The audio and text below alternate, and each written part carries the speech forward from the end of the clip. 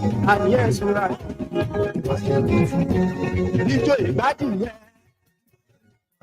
I've got loads of gist for us, a bit of a catch up, and then we could possibly have a session to, take calls. So share this.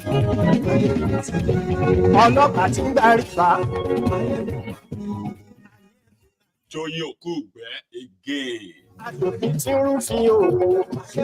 Take it or leave it. 62,000 naira minimum wage. No, we can't even pay that. State governors. The wahala where the ground right now cooking is massive, and you should be aware. So share this.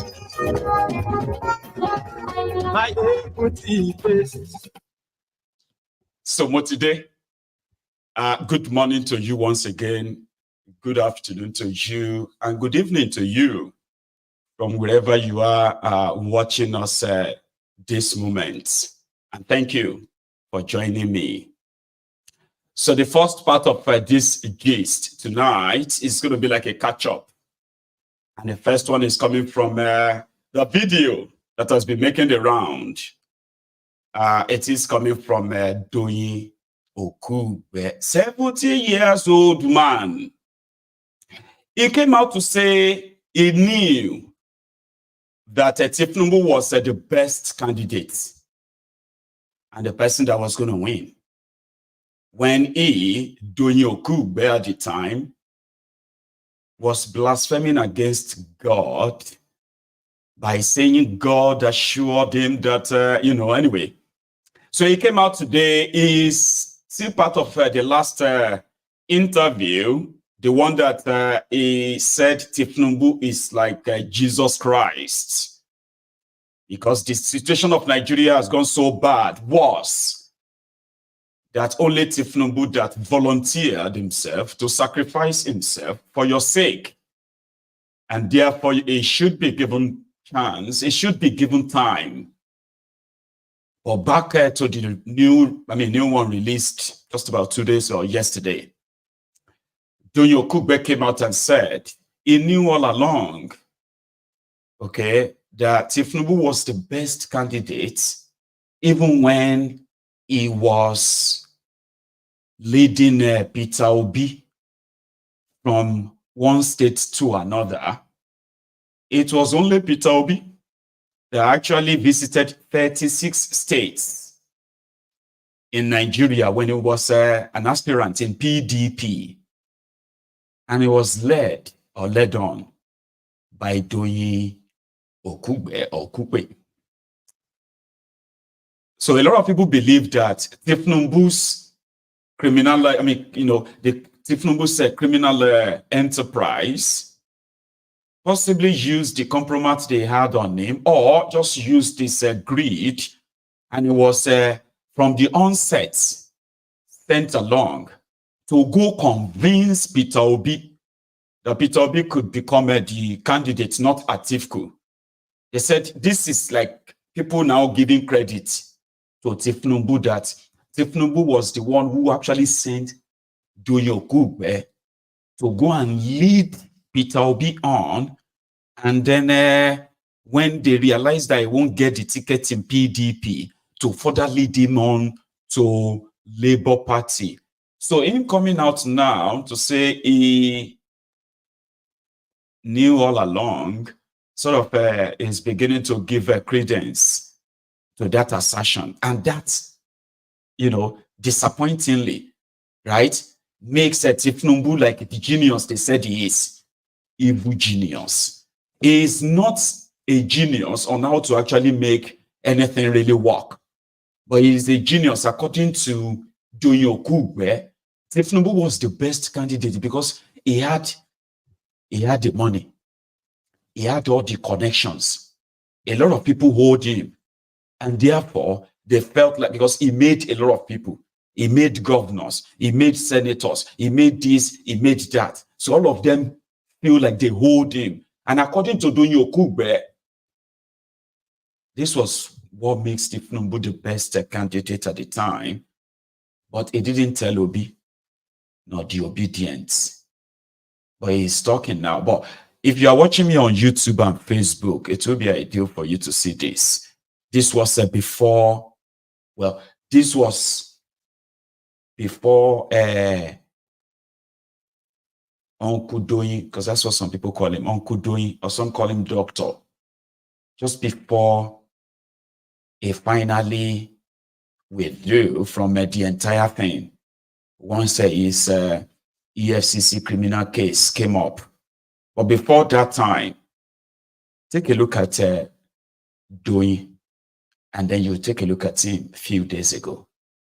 This was just less than a year and a half ago, 2022, guys.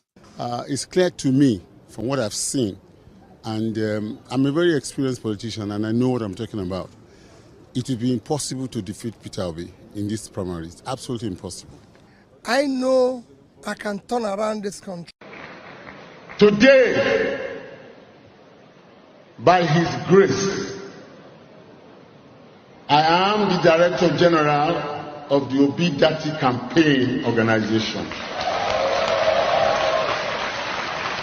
In that capacity, I have power and authority to run the affairs of this campaign. But today, publicly, I surrender all that power and authority to the God Almighty.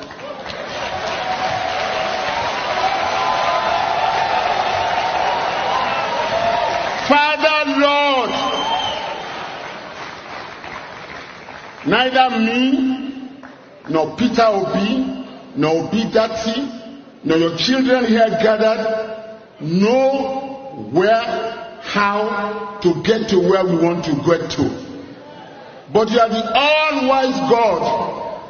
You are the omnipotent God. We are like but David before this Goliath. But we will, with your mercy and support, we shall conquer. This is our very first public gathering.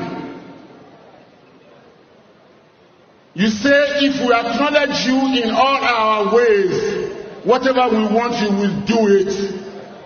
Father, this day, as the Director General, I act in office and capacity of that office, and I say, we give it all to you. Guide us. They deride us. They mock us. We are small in their eyes, but yet we are big in your hands. With you, we know we are going to win.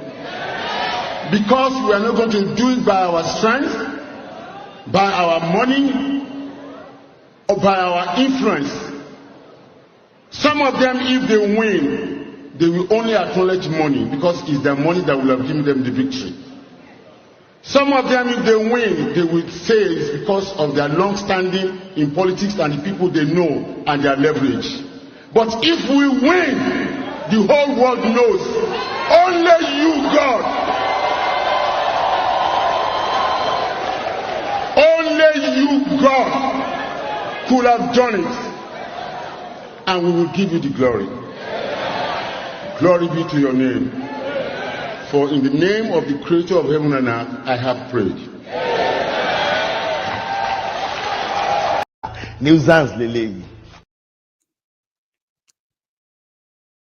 A lot of people thought, especially some of you, the newbies in politics, you just felt like, what other redemption could there be for doing your OKUPE, 70-year-old man, to have dropped the people that has money and follow those who have no money, but only God. Only you, God. That was easy. And a lot of young people, religious people, they just forgot that the man standing before them is a thief. But with Peter Obi, a new Nigeria is possible. So let's do it. So Obi himself, I don't know if it was just himself a person of a circumstance. Because, I mean, if he's a good judge of character in the first place, let's be serious. What is doing OKUPE? What was doing OKUPE doing with the Obi? But it was at the time where all of the obedience, one Nigerianists. That was the moment you were so determined that you could beat the corrupt establishment in their own game when they are the ones who are setting the rules. So you ignored all the red flags, didn't you? There are many of them who rode on that drive. Today they are senators, they are reps. Guess what? They are singing the praises of Thiefnubu. Some of you are wondering why. Disappointed, used, betrayed. That is what Nigeria is. That's what Nigeria does to you. And that's why you have to stop making yourself available to be used to legitimize or validate any form of corrupt elections they say they are holding. You could see through it all. Nigeria is vast. And you see, as vast as it is a crime scene. And when they tell you about the unity among the criminals in Nigeria, there are those that somehow, they do not want to be part of anything good. But they are always out there talking as if they are interested in anything good. Their job is to help those destroying Nigeria to keep you divided and scattered, of course. The only thing that is national in Nigeria is interests. And that interest is not about the interest of the people, the interest of those who uses your tribe, your ethnic, your religious card to get a seat at the table in Abuja. So they are all united. And there's only one thing that united them: crime. The crime of looting, ruining, dividing, and destroying Nigeria, which is always intentional. Everything you are seeing now is intentional. They are not coincident. They are like the results or the consequences of the actions and the inactions of all these people. When you talk about establishment is beyond the politicians you see. That's how you have to pay attention very well. When you are being used, you will know. When you are being channeled to kind of, you will know. And there's no point in coming back later and be like, man, I'm so disappointed. No, don't be. Nigeria is a crime den. It's like a crime scene, the criminals' den. Everyone you see out there trying to say they want to do something about, everybody is trying to take advantage just to get their own seat at the table. They will use you. And that is why, even if you have to participate in being used, you should have a saying that if you want to shave my head, I mean, at least I should be present, Abby. And that is why the likes of this man, Doyin OKUPE, 70-something years old man, is proud to be involved in decimating the aspiration and the hope of millions of young people, only to turn around and throw it at your faces, throw it on your faces. I knew you were going nowhere. I was only just playing about with you. I knew the drug dealer was going to be your president. And in fact, he is the best. Can you imagine? How Doyin OKUPE shrunk. I mean, I shrunk in a space of 18 months, needed to be studied. Some said he's suffering from cancer. Is it not when somebody is nearing death that you repent all your actions and you begin to call for repentance and then, to make amends. But they are still here, even as they are dying and rotting away. They are rotting away, right? The evil in them is actually the pride or badge of honor for them. Now, listen to this. 70-something years old man. To difficult situations. You have only been on the outside of government during Buhari era. So you've seen on the inside during Obasanjo, you've seen on the inside during Jonathan. Yeah. You didn't see much of the inside in Yaradua. You didn't play much role there.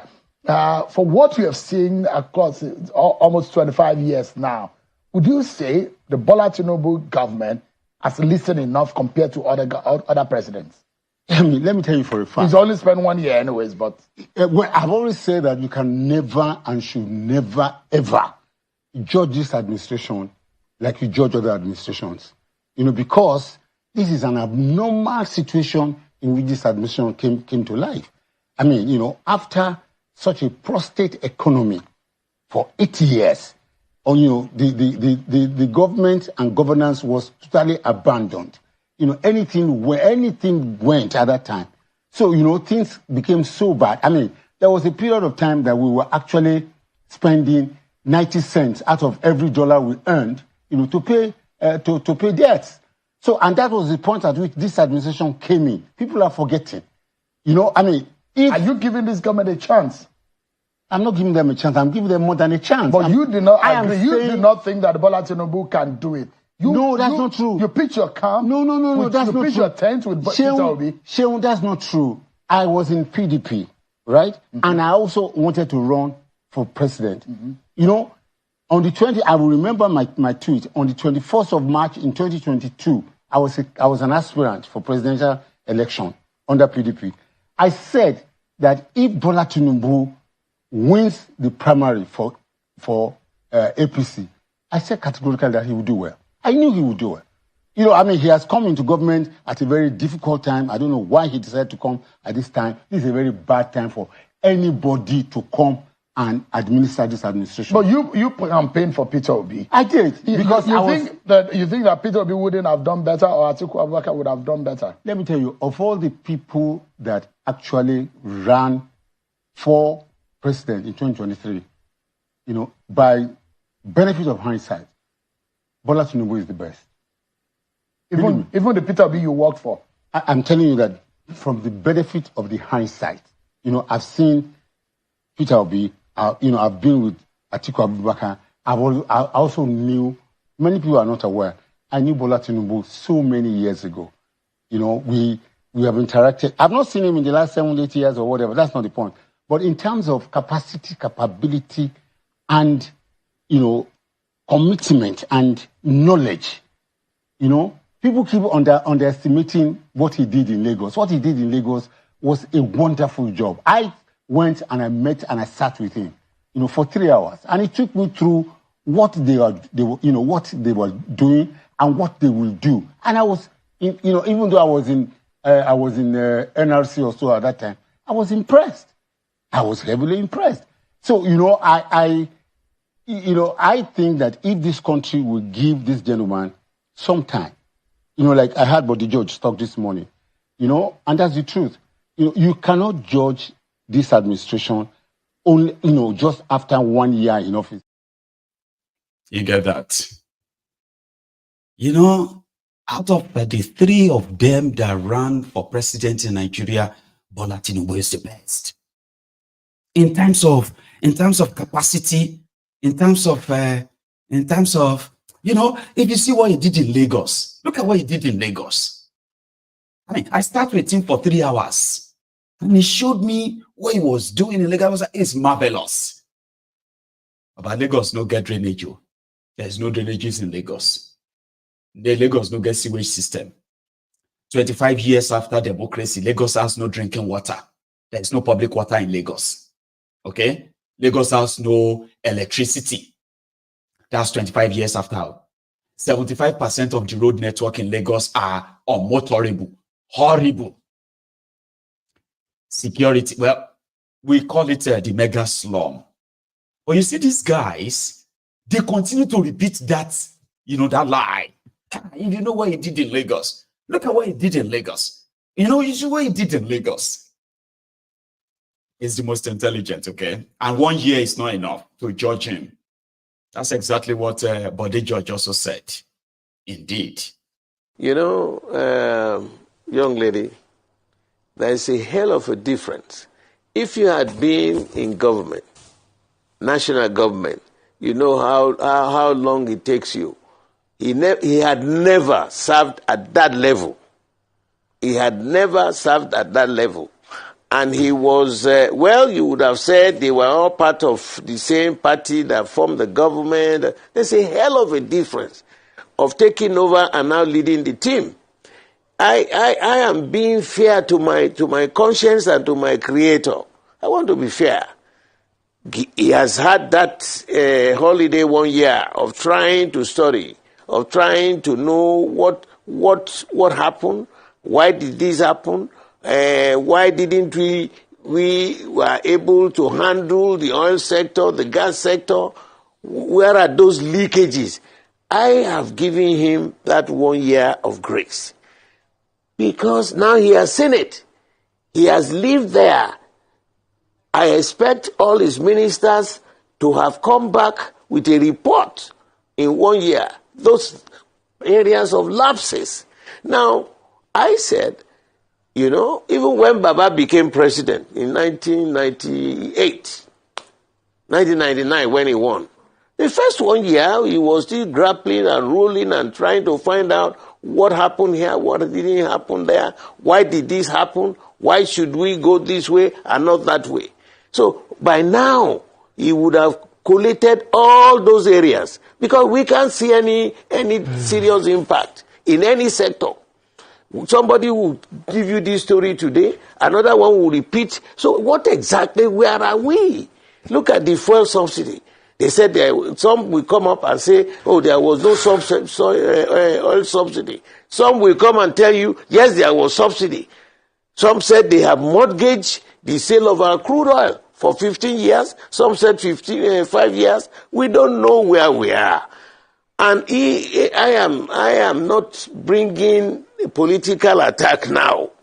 I want to give him that chance because, there is an old saying. Let those of us at this age give our best of today so that there can be much better time for tomorrow.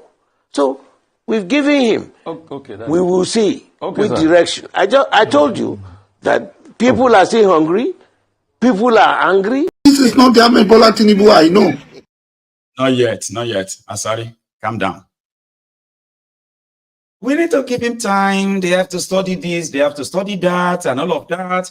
You see, 1 year is not. That man said if Thiefnubu become president of Nigeria, he was going to leave Nigeria because Nigerians go see Hege.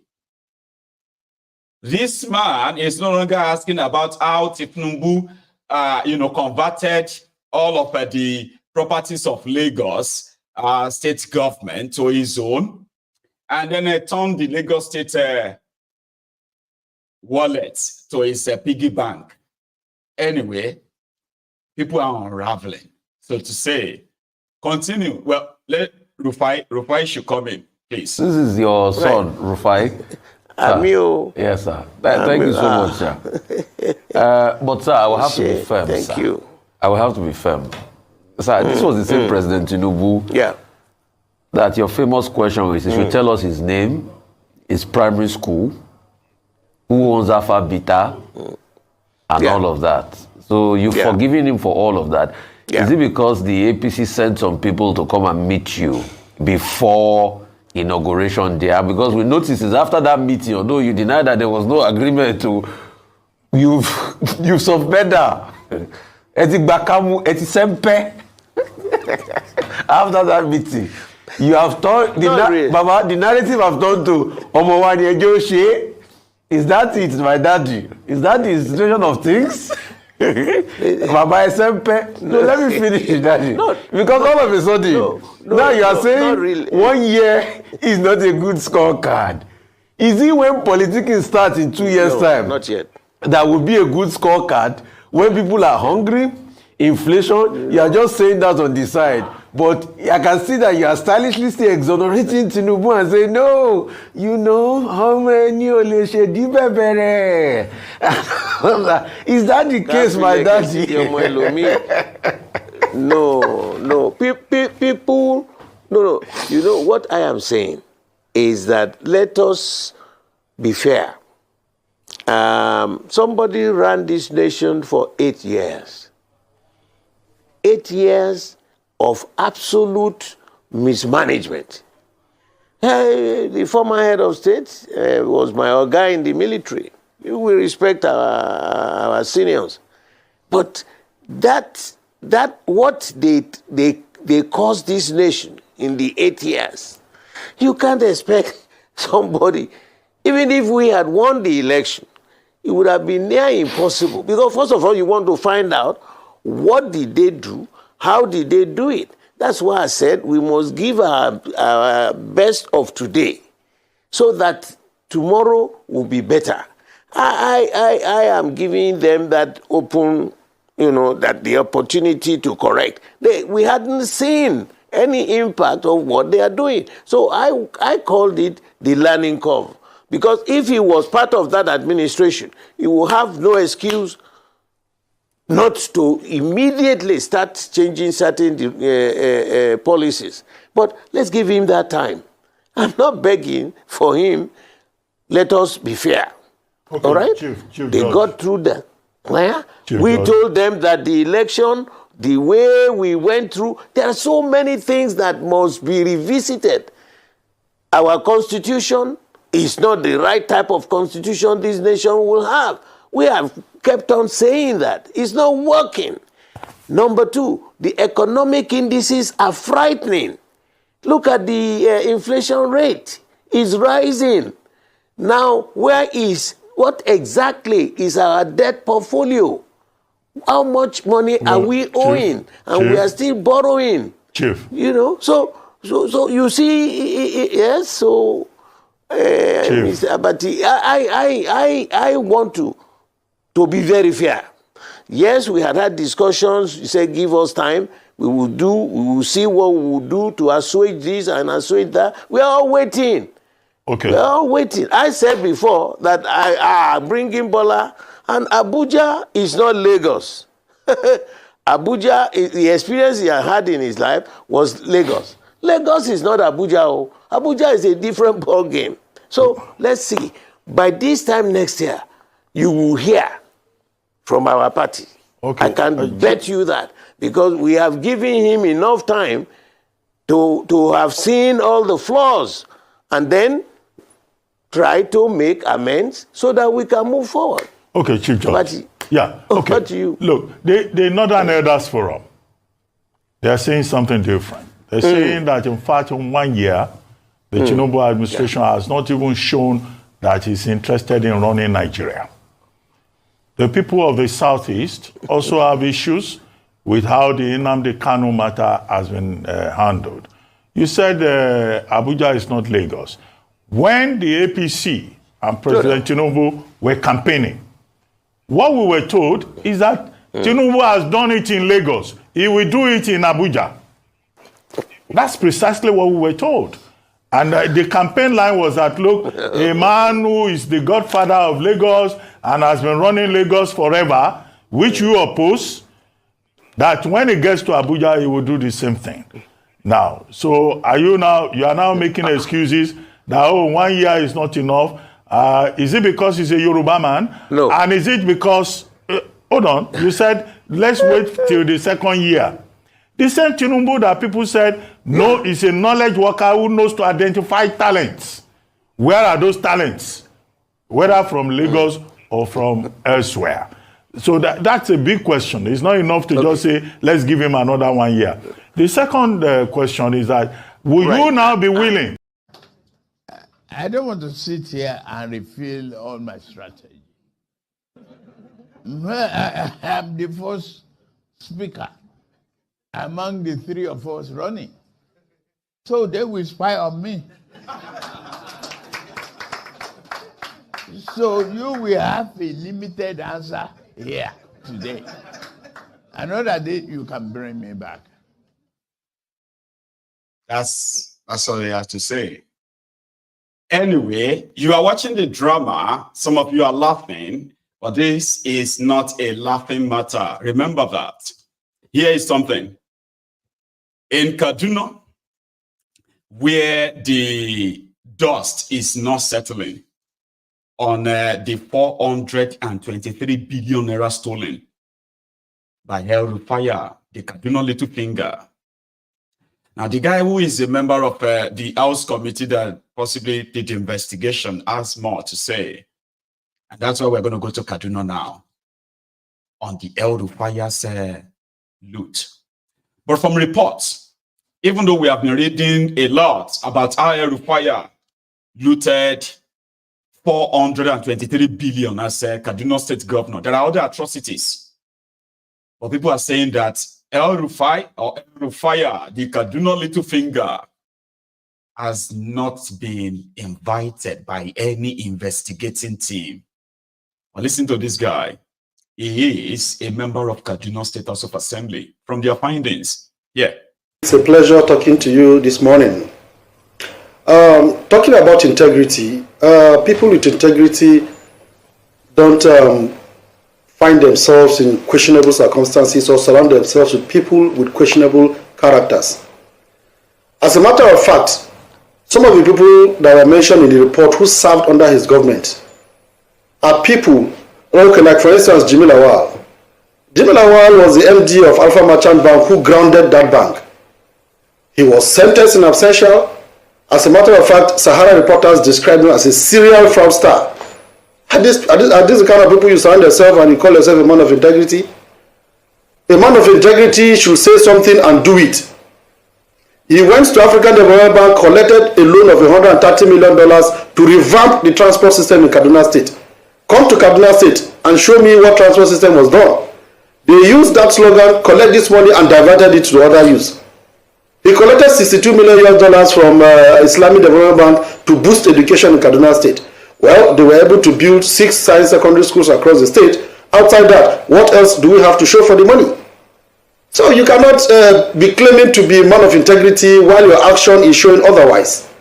And besides, if you are responsible enough, you will not do actions or take actions that will mortgage the future of your people in a manner where they will barely survive. And then some of these monies collected for some of these projects were not judiciously used. Else, when you come to Kaduna State today, out of 100%, the monies they collected for these projects, you could see that they only executed just about 40% of these projects. They will paint them, bring social media, and show the whole world they are working. But a larger percentage of these works are left undone. When you come to the streets of Kaduna today, you will see so many of these roads. In fact, the road that was named after him on the day of handing over, former Rabba Road, it has not been completed. And the contractors have abandoned sites. This is one among so many other roads that we have. When you go to Zaria, whenever it rains, there's so much flooding because of these abandoned road projects. When you go to Kafanchan, whenever it rains, people who are using motorcycles keep falling off the road because that road project has been on for 5 years, it has not been completed. Now, where are the monies meant for all these roads? These monies were collected 100%. All right. Now, talking about integrity. Do you know, when you check the records, you will see that immediately he was sworn in 2019 for the second time, the 8th Senate rejected that loan bid. Immediately when he was sworn in May 2019 for his second time in office, he drew down about $170 million from that loan in the World Bank, even before approval came from the National Assembly. Like Peter Obi will say, you can verify that. All right. So men of integrity don't cut corners. All right. You obtain this loan without formal approval because it was after COVID in 2020, around June, that the president resubmitted the loan bid to the National Assembly. And then it was subsequently approved in 2021. But they have drawn down the money since 2019. So please, this is not a matter of integrity. He is not a man of integrity. These are well-packaged lies and deceit. They sold out to the public to believe what they were doing. But in the real sense of it, they were massively, recklessly misusing our funds. All right. Now, talking about witch hunt, It is always normal in Nigeria today that when people commit offenses and when you are trying to ask them to come and account for their actions, they would easily just say it is political witch hunt. Who is witch hunting who? If it were a political witch hunt, the executive governor of Kaduna today is one of the greatest beneficiary of his person.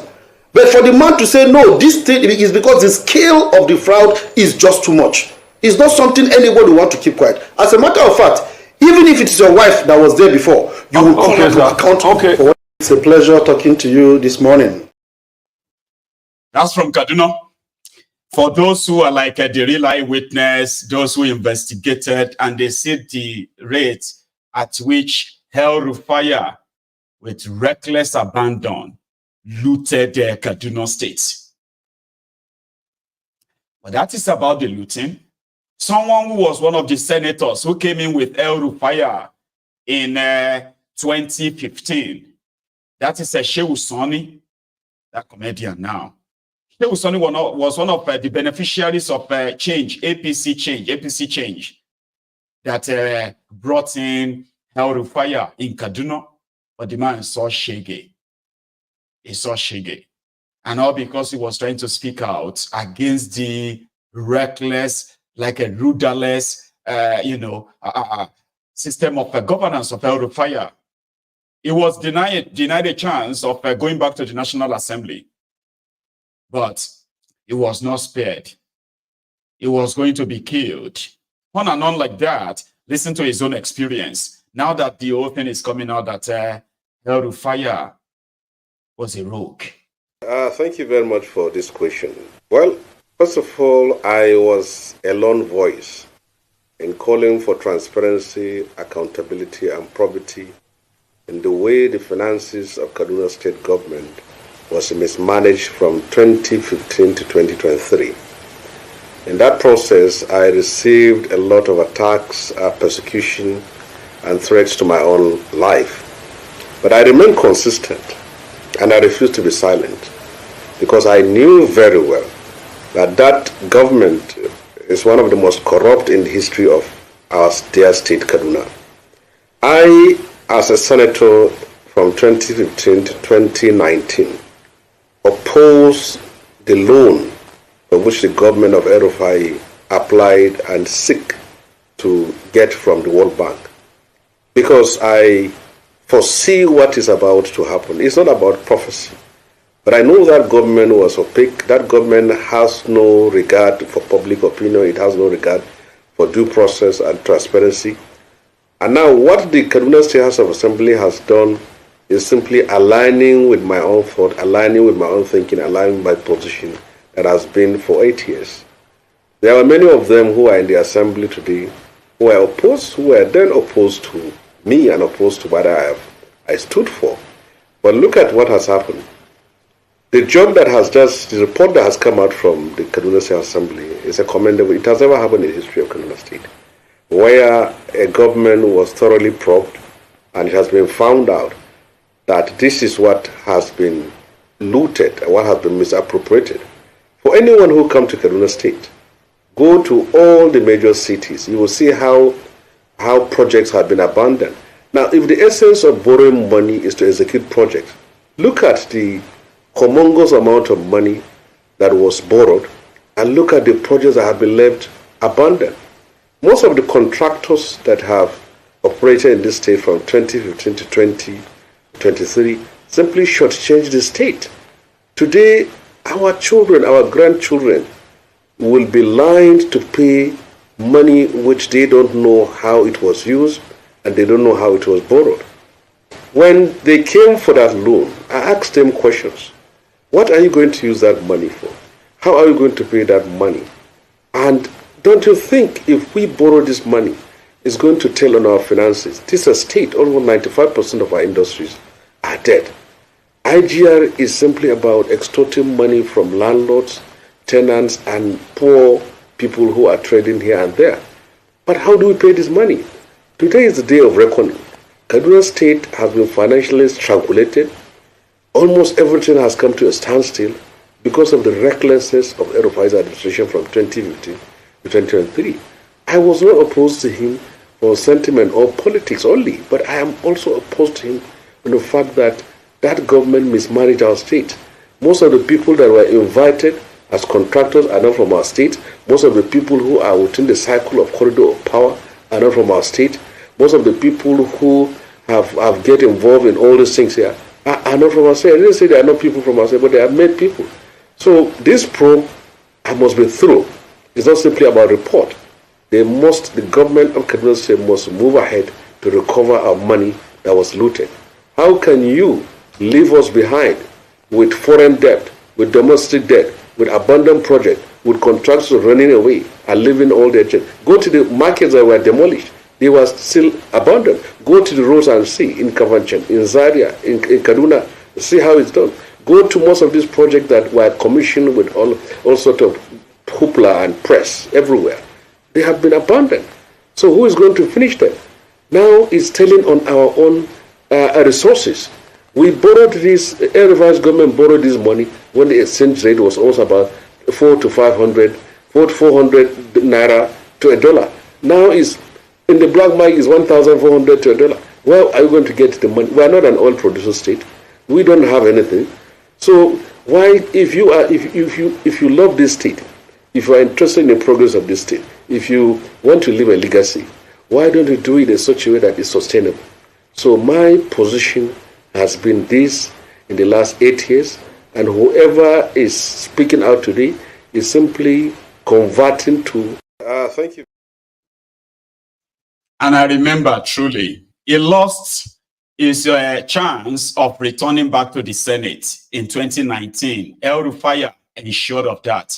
He was posted, in fact, they posted his image to the people of Kaduna that he is one of the enemies of Kaduna, working against the interest of Kaduna at Abuja. They said he's working in Abuja, stopping Kaduna from accessing loan for the development of Kaduna. So, and it worked. He got kicked out of APC, Egbekebe, and he also got kicked out of the Nigerian Senate. He never went back. But he's been very active on Twitter, very active. He was Sonny. So that's on Kaduna. And talking about our children and their future. Ladies and gentlemen, when you have your children, I know things can be very, very tough. Things are tough for a lot of people right now, okay? But please, protect your children. There are those who are taking advantage of these poor souls. They are trafficking them out of Nigeria for just a sexual exploitation. 10 girls were rescued in Ghana 2 days ago. Man, what you're about to watch right now is one of the most heartbreaking things you're likely going to see. But the reason why you are watching it is because those kids are safe now. But they were from Nigeria. The journey was like they were being exploited. They were not even being paid for the sexual exploitation. They were pretty much like slaves, trafficked. I hope those responsible have also been caught. But looking at this, you can tell a failed country that has managed to show incompetence over again and again, that their own children, the youngest population of that country, have become so endangered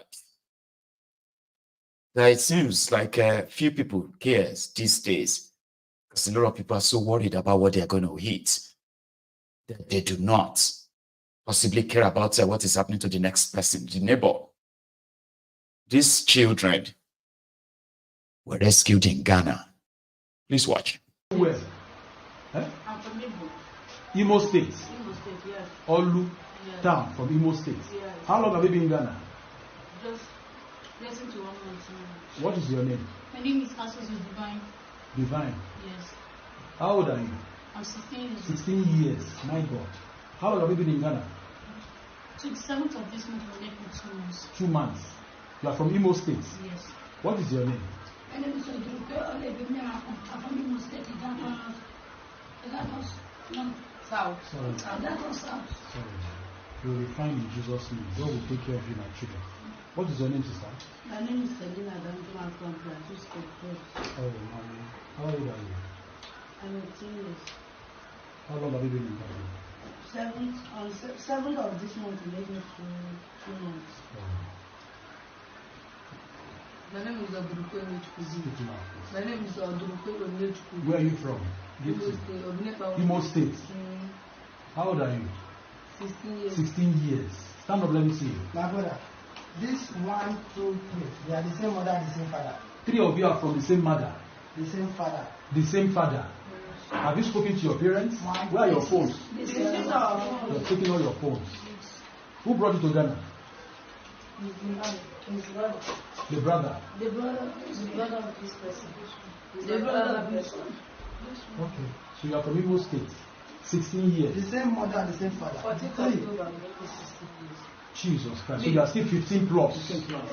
And you have been in Ghana. And what have they been doing to you? They take you out to see men. To see men. And they pay you. No, they don't pay me. Any money you work, they keep you. We give them everything. 15 years. Everything. See our children in diaspora, 15 years. Out of their own wish. Children are supposed to be in school. These are the great future leaders of Nigeria in diaspora. 15 years. 3 children from one father, same mother, from Imo State. That's it. My name is Chief Callisto Selozio. Okay. I'm the chairman of Nigerians in Diaspora Organization. Okay. That is Chief Jofita. Oh, okay. She's the head of welfare of Nigerians in Diaspora Organization. Okay. And this is assistant welfare, who he's in charge of rescue. Rescue. When we have issues that has to do with Nigerians. Okay. He's the rescue coordinator. Okay. So where from these ladies? This morning we got tipped yesterday that one Nigerian guy. That's one Nigerian guy. Yes, has brought these ladies there, maltreating them, beat them, send them for prostitution and other things. So we prostitution? Yes. So we sent our rescue team to go for the girls. So when they went there this morning, fortunately they were able to get all of them from the guy, and we was able to apprehend the guy. Okay. He was arrested. The one, so he's in custody now? He's in police custody here now. So that's why we quickly brought them so that they can be the police can take inventory of what happened before we know. I don't know which language, let me know their name. This one, what's your name? Simi John. You're from Plateau State. Say you're from Plateau State. Your name is what? My name is Miracle Odurupe Olebechukwu from Imo State. You're Miracle Odurupe Olebechukwu from Imo State. Yes, which side of Imo State? Idato. You're what? Chiamaka. Chiomeka. Chiamaka Ikedobi. From where? From Imo State, Idato South. Imo State, Idato South Local Government. You're from where? I'm Selina Danjuma from Jos Plateau State. Selina Danjuma from Jos Plateau State. You're from Plateau State. Write their names. Yeah, I can't write. Yeah. No, just a sheet of paper. I'm from Imo State. My name is Divine. Which part of Imo State? You have what's your name? From Olu. Which part of Olu? Umudiato. Which part of Umudiato? This one is my daughter. I'm from Olu. Which part of Umudiato? Umudiato, beside that Catholic church. I'll come back to you. My name is Joy. Joy. Beside that Catholic church. I'll come back to you. My name is Joy. Joy. Joy what? Ayuba. From where? From Plateau State Church. Plateau State Church. My name is Odurupe Happiness. From Imo State. Umobom. My name is Machiko Amaracha from Idato South. My name is Odurupe from Idato South. This very one, the guy who brought them for prostitution, this is the sister, the same mother, the same father. And he brought a sister to come and prostitute. Yes, and that's how to tell you how wicked the guy is. The guy dies in custody. Yes, this is the sister, the same mother, the same father. Then this one, who is your sister? This and this. These are twins. This one. This one and this one, they are twins. You and this one. This one and this one are twins. This and this. This one and this, they are twins, the same mother, the same father. With this one, he brought these 3 children from the same mother, the same father, and he gave them into prostitution. Not aware. And their parents are not aware. When they in this day and time where the moment these the youngsters today have access to smartphone, they can link up. Just like that. Somebody said he's going to give us a job in Ghana. And he said we should not tell anyone. Are you interested? Me and my sister are going. I'm also bringing this. But in my life, I've heard it before, but I've never seen it. In my life, I have never seen a human trafficker trafficked his own sister. Do you understand that, right? Like they believe that most human traffickers, they always lead double lives. Okay? They are this businesswoman, businessman, the family man, family woman, who care so much about their children that they are so protective of their own and all of that. I have never seen human trafficker that will traffic his own sister, same father, same mother. And that should tell you all you need to know about the state of Nigeria as we speak. Not just that. When you hear the Ideato, we are from Imo State. Children as young as 15 trafficked from the senatorial district, Ideato South Senatorial District, Imo State. That too should tell you a lot you need to know about the criminals ruining the lives of Nigerians every state where they are doing, just like in Kaduna. Now you are likely going to see children from Kaduna whose future has been mortgaged, stolen, denied the opportunity to actually have proper education, exist and experience life, because all of that have been taken away from them. And then these children will be lured out of Nigeria. Millions of them are currently serving as either sexual slaves within Nigeria. These are those that have been taken out. I'm talking about the wreck that poverty is actually, the damages that poverty is wrecking right now across Nigeria. That is a very good example, an insight into understanding the level at which Nigeria has degenerated and how easy it is to take lives or sell human beings. There are people who are willing to be trafficked. Back in the days, people will say, oh, they were deceived. These days, people are looking for anything. Yeah? Or to send young girls for money. And then talking about Ideato South in Imo State. That will take us to the current topic that is also not just about the cows. You've been hearing about the cows in the Nigerian State National Assembly. The right of the cows, the right of, the right of movement from one place to another. Cows. However, there is an honorable called Ikenga. You know him? Well, himself and 14 others, they are currently moving a motion. In fact, it has passed the first reading, just so you know. So they want a new state to be created.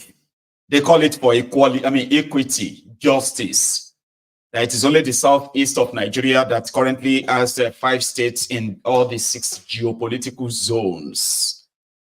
So, to make it balance up, a part of Imo State will be carved. A part of Abia State will be carved. And a part of Anambra State to be carved and then to forge together and create a state called Olu states. So, well, we have something to say about that. That might sound somehow like ambitious, but take a look at it this way. The political map that is drawn, that you call states in Nigeria today, is totally political. There was no referendum conducted for the indigenous people of Nigeria to determine who and who wants to come together to form their own states. So creating states in Nigeria started after the civil war, the genocidal war.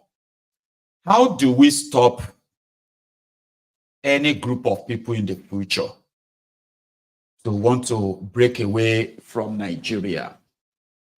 So the idea then was, let us create and divide Nigeria into states. So by dividing Nigeria into states, it simply means there will be no part of Nigeria that is going to be old without any opposition coming from the same people that were supposed to be asking for that new country. So let me explain how that worked. So when they were creating the states in Nigeria, they ensured that most of the Igbo-speaking people, right, they were cut off and made minorities in the supposed surrounding states, in order to make the Igbo people look small and at the same time look like they are surrounded, landlocked. Here you get now. So then they started working on, when they created that, that is to give impression to the rest of the world that look at them, they are just dots, very small. But the Igbo land and the Igbo-speaking people, I'm talking about the people who shared one or two things in common, and you can see they share the proximity that you can say is Igbo land. And just like in Yoruba land, here you have the Jebus, you have the Egbas, you have I want to say the Egus, right? You have the Oyos. You have us like that, but all of us will say we are Yorubas. You have the Okuns in Kogi, they are Yorubas, but they are Okun people. So when they were doing all of that mapping, right, they decided to cut Yoruba land as a part of what they will now. If you see this, so if you look at Kwara State, Niger State, and you go on and you go to Kogi State, and then you will see the way the whole place was kind of carved, right? You will see Yorubas carved among them so that there will be minorities there. So then you will see a place, they'll say, oh, these are major Yorubas. That's exactly what they did in Eastern Nigeria. If you go to River State, the Obigbo people, some of them will argue with us, say, we are not Obigbo, we are Oyigbo people. Say, no, we are not Oyigbo. If you go to Benue, even that same Kogi, you will see some of these Igbos that over the years, many of them have been browbeaten to deny it, but many of them as well, they've never denied their Igbo connection or Igbo link. These are people that ordinarily, if they were to say, people should choose how they want to form their own states in their regions, they will not be part of River State. They won't be part of Benue. You will never see them in part of Taraba. You will never see them, you know those places, they share border like that, right? You will go and check the map properly, and you will see all these places, they made them minority. They are the border town. They are Igbos. So if you want a new state, those people should be allowed to choose if they want to be part of their kings and kings in Igbo land, or they want to remain as part of where they have been artificially created. And those are the new states you should create to show the true land of the Igbos, or everybody's land. You get what I mean? The Middle Beltans as well, right? Let them be able to say we are Middle Beltans and this is our land and this is what we have in common. That's why we are in the middle. Kind of. But they won't do that. So Ikenga is asking that, you see, they said, Umucha, places like, let me bring it on my screen so that I can be able to pronounce them or read them out like they are listed, okay? So places like that will form the new Olu states. Remember that it is Olu and Osu that Oplesus Odingba is building the Ruga. It is the place, it's one of the most militarized places in Imo State, in eastern Nigeria today. They have suffered, oh dear, they have suffered in the hand of the Nigerian military, the Nigerian government, Imo government, Oplesus Odingba. They are, what is that one called? The one they created in place of ESN, Ebubeagu. The havoc they've wreaked in eastern part of Nigeria, or especially in Osu and Olu, they are to generally like there, right? They've suffered. So somehow, I don't know how the people there are taking it, okay? But you see, the following areas are the areas that Ikenga and his team are pushing to become the 6th states in eastern part of Nigeria.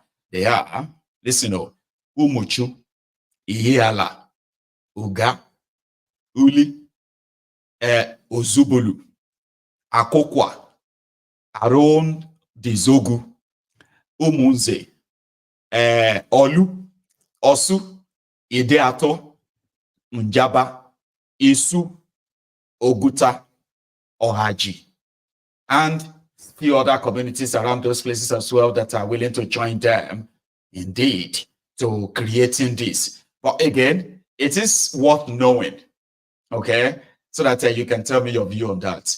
At some point, please let's go further again, because we are still in eastern Nigeria, a place where it is generally believed, for those who should know better, that the insecurity in that part is politically sponsored.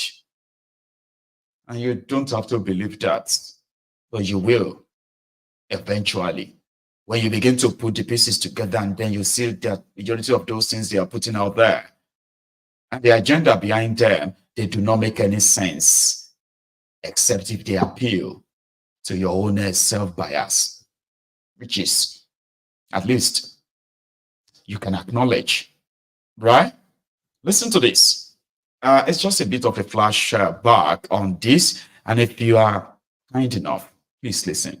And the violence that seems to have erupted in the southeast. Well, what we are seeing in the southeast is synchronized violence, synchronized by certain people, definitely not by Igbos. Okay.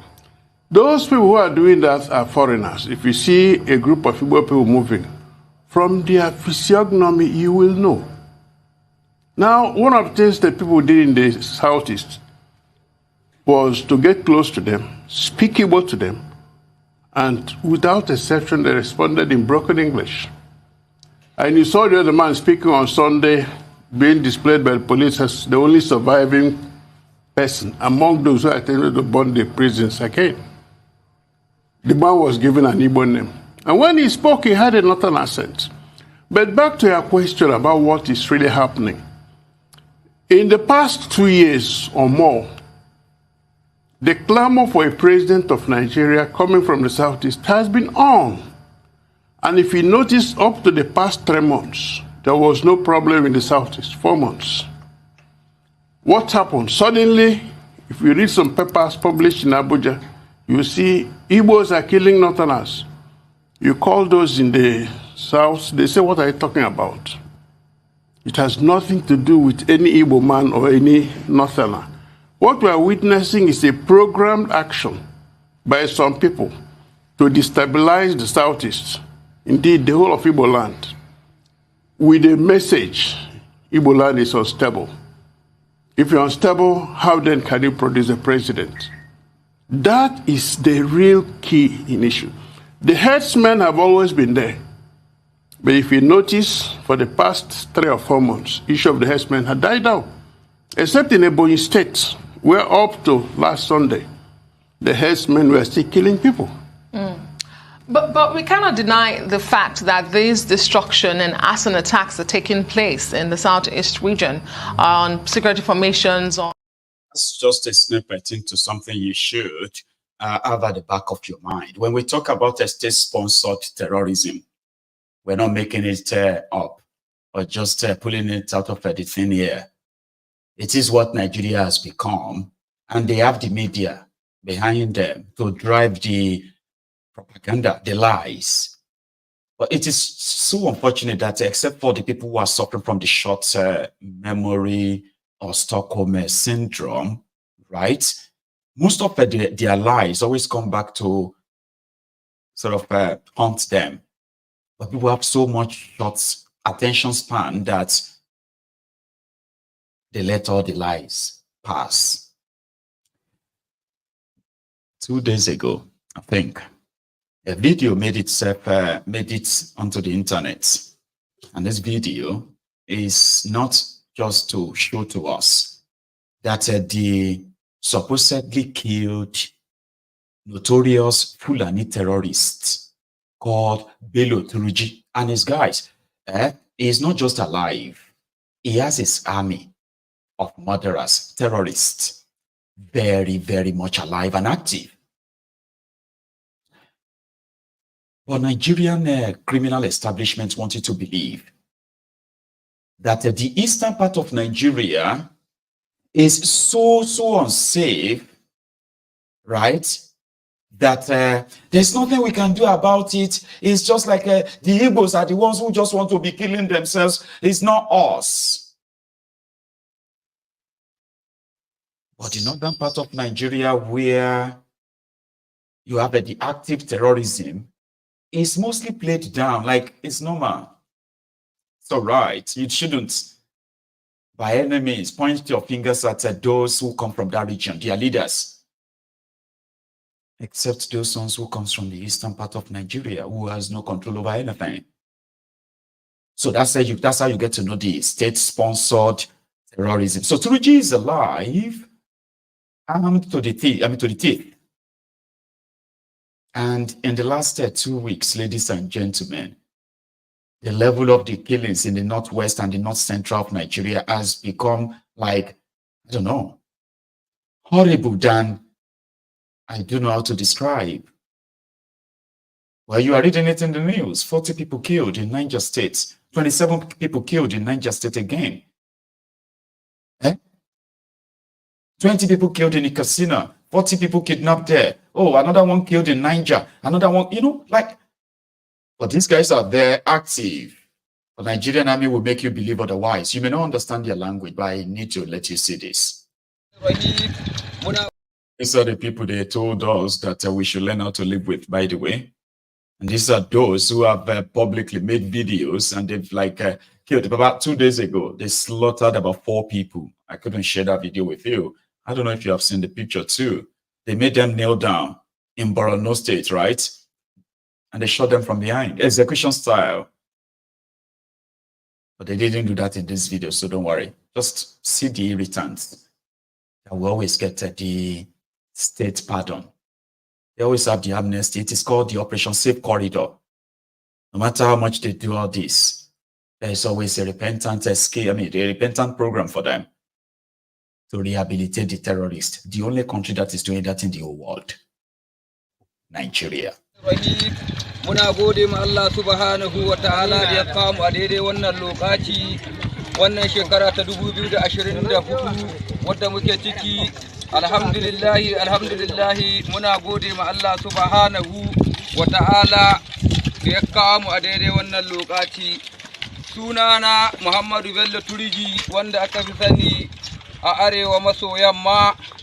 A kwanan nan na joni labari na fita ɗaya bayan ɗaya, wasu mutane sun fitar da sanarwa sun samu talakawa suna ta kashe su ɗaya bayan ɗaya, suna cin dukiyoyinsu, suna cin amanar bisashensu, suna cin amanar bisashensu, suna cin amanar bisashensu, suna cin amanar dabbobinsu, suna cin amanar talakawansu, domin su ce sun je sun kama Muhammadu, sun kama wani wai shi ana ce mai Laftanar Kanal ko Baleri yake da wannan bawa Allah muna roƙo ga mai girma Abdulrahman Umar Ciyani talakawan Nijar ba sa cikin wannan tsari ya bar cutar da su gada ya kai su ma su fusata su ɗauki makamai kamar yadda mu ma muka kai muka ɗauki makamai a yanzu ka gani dama a haka aka fara Najeriya a je a samu talakawa a kashe su a ce an kashe yan bindiga to an ce an kashe baleri an kama baleri wane ne to ga fa baleri gashi fa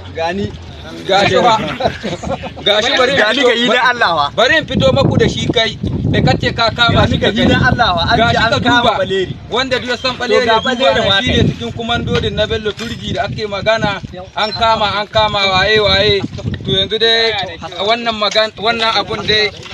wannan abun ya zama dai duk labarin ƙarya ne saboda haka mutane ku fahimta da talakawa da mutanen gari da kowa talakawa ne ake kamawa a kashe a zo a daure a ce an kama yan ta'adda to an ce an kama baleri gashi ga Bello Turji kai gwamnan Maradi kai da ka fito kace ka kama baleri gashi ga Bello Turji kuma ga al'ummar Bello Turji na muna tare don Allah ku ji kunya wannan abun kunya ne kuka yada kun zo kun ce wai mutum an kama mutum 66 to mu yan bindiga ba mu karewa sun gene halal don haka ga da ku da jami'an gwamnatin Najeriya kuna ta zuwa kuna ta karere kuna kashe talaka wannan abun da kuke yi bai yi ba muna kiran ku je mu gyara ƙasa tare da ku ba tuta ma talakawa kuna cewa kun kashe waye to kowa ba ku kashe ba ga baleri a saboda haka muna tunatar da ku sake talakawan nan in ba ku sake su ba kun ci amanar su don haka makiyaya ne manoma ne suna bi da abin da sun kaci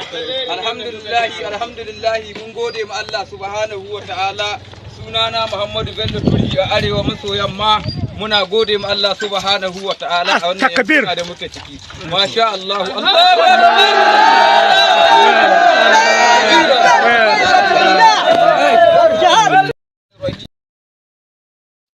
So those are your jihadists, ladies and gentlemen. However, what he was saying in that video is to tell the Nigerian government as well as the Nigerian government as well that they can't kill him, even though if they wanted to kill him. His men are okay. He introduced one Gani, even Gani is here. So just so you know, we are fighting for the Talakawas. We are fighting for the poor people. The poor Fulanis that the government don't care about. These are the people we are fighting for. Like that guy is murdering people, right? Kidnapping the same poor people in their villages. So how is that fighting for the poor people or Allah? Anyway, somebody responded. I'm going to bring that video up, okay? In a moment. But the difference between that Bello Turji, the terrorist, the Fulani terrorist in northern Nigeria that enjoyed maximum protection from the Nigerian government under Bokwari has resurfaced, like Alhaji Shekau, he has resurfaced, and he's saying, Nigeria, you haven't seen anything. I remember his video, I think that was about 4 years ago. And it was like, there is no government that can capture him. You should forget that. And whatever Nigerians were going through at the time, that was just the beginning. You haven't seen anything. Because it's like an invincible diesel. That it makes mouth anyway, right? And I think they all did. They all kind of made their mouth, okay? So there is a guy. Okay, hang on. I'm going to come back to that, like I said, all right? But it's the difference between Bello Turji and your politicians in Nigeria is just the dressing, okay?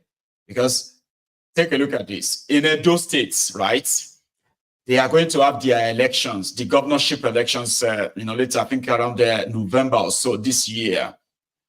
So they have the Labour Party, they have the PDP, they have the APC.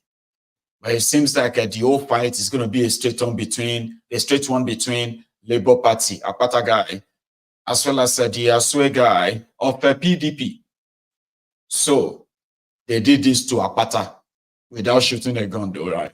I will do my due diligence before I make any allegations. I'm a lawyer and I've been one for 30 years, right? During the primaries, same thing happened. Right after the primaries, my balls were being taken down all over the city, right? Now that INEC has lifted the ban on campaigns, we started installing our boards all over Benin City. I just returned from Lagos yesterday, only for me to hear that boards that we have just started installing around Benin are being taken down again. There's a board at the Stadium Road, Akenzua Junction, two-sided board. One side is an ad from another organization, one side is an ad from my campaign.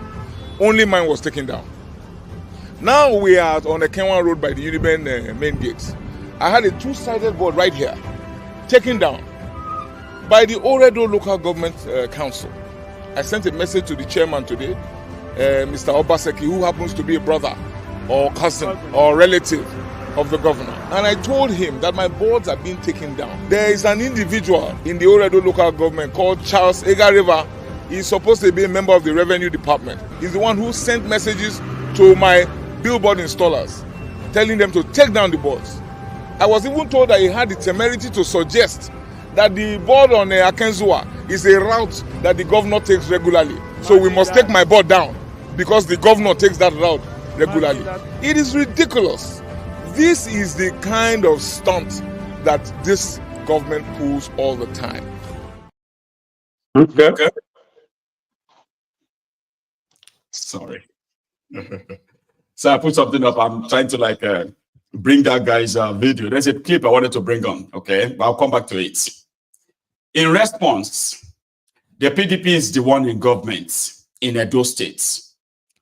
Obaseki, the state governor, is allergic to seeing the opposition's image or banner on his way to the office or on his way to his house. So they had to pull it up to not to upset the governor. But that's not why they did. They did because, well, that's not the only reason why. They did because it was like, nobody should even tell you before you know that you are disrespecting the governor. Can you even try that elsewhere?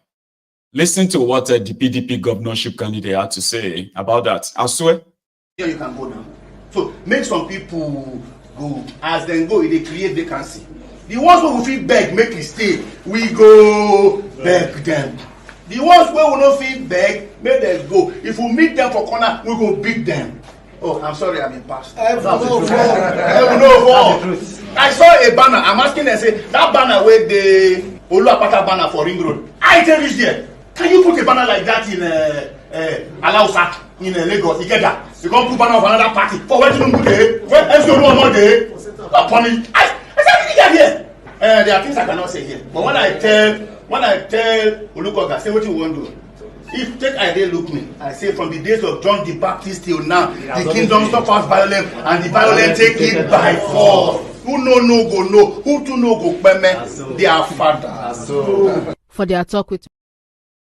Do you understand? So the Aswe guys just wanted you to know that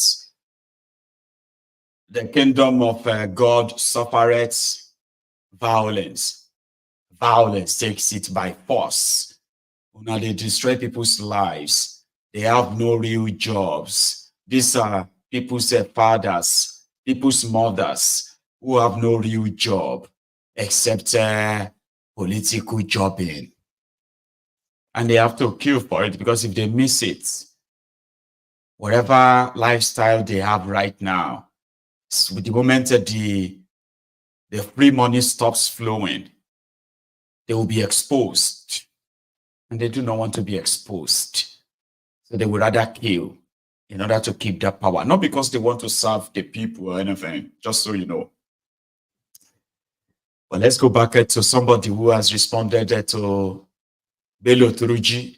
This one is a Nigerian soldier who saw the Turuji video and responded and said, enjoy your Nigeria immunity. If you cross border, if you do mistake, cross the border, enter Nigeria.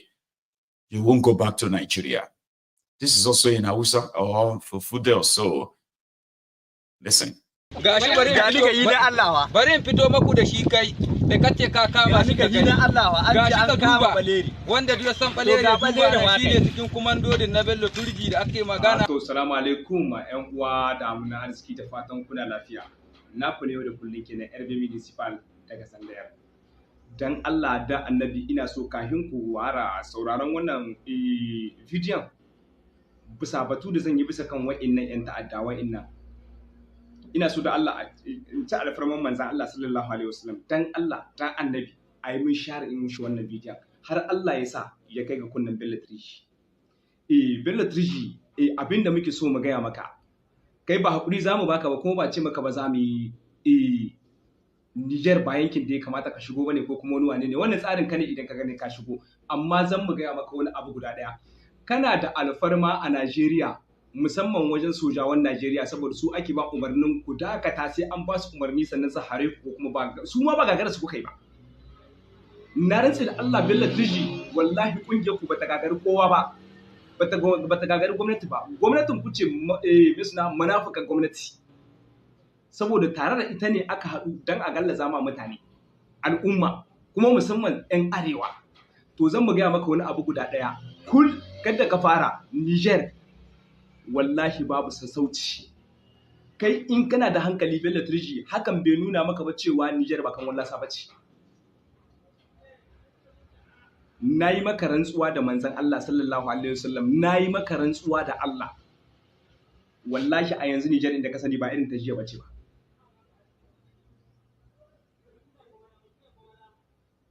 in kana da hankali amma kuma in kana so zaka iya karawa Bello Trishi ba gagara bace ba kai ɗarmin gindi ka samu daga gwamnatin ku suka hana a taba ka kake abin da kaga dama to wallahi Niger ba ta daga cikin wanda zaka rena wa hankali Niger Mali Burkina dan Qur'ani duk inda ka shiga sai ka tsere da kawaka in kai sa'a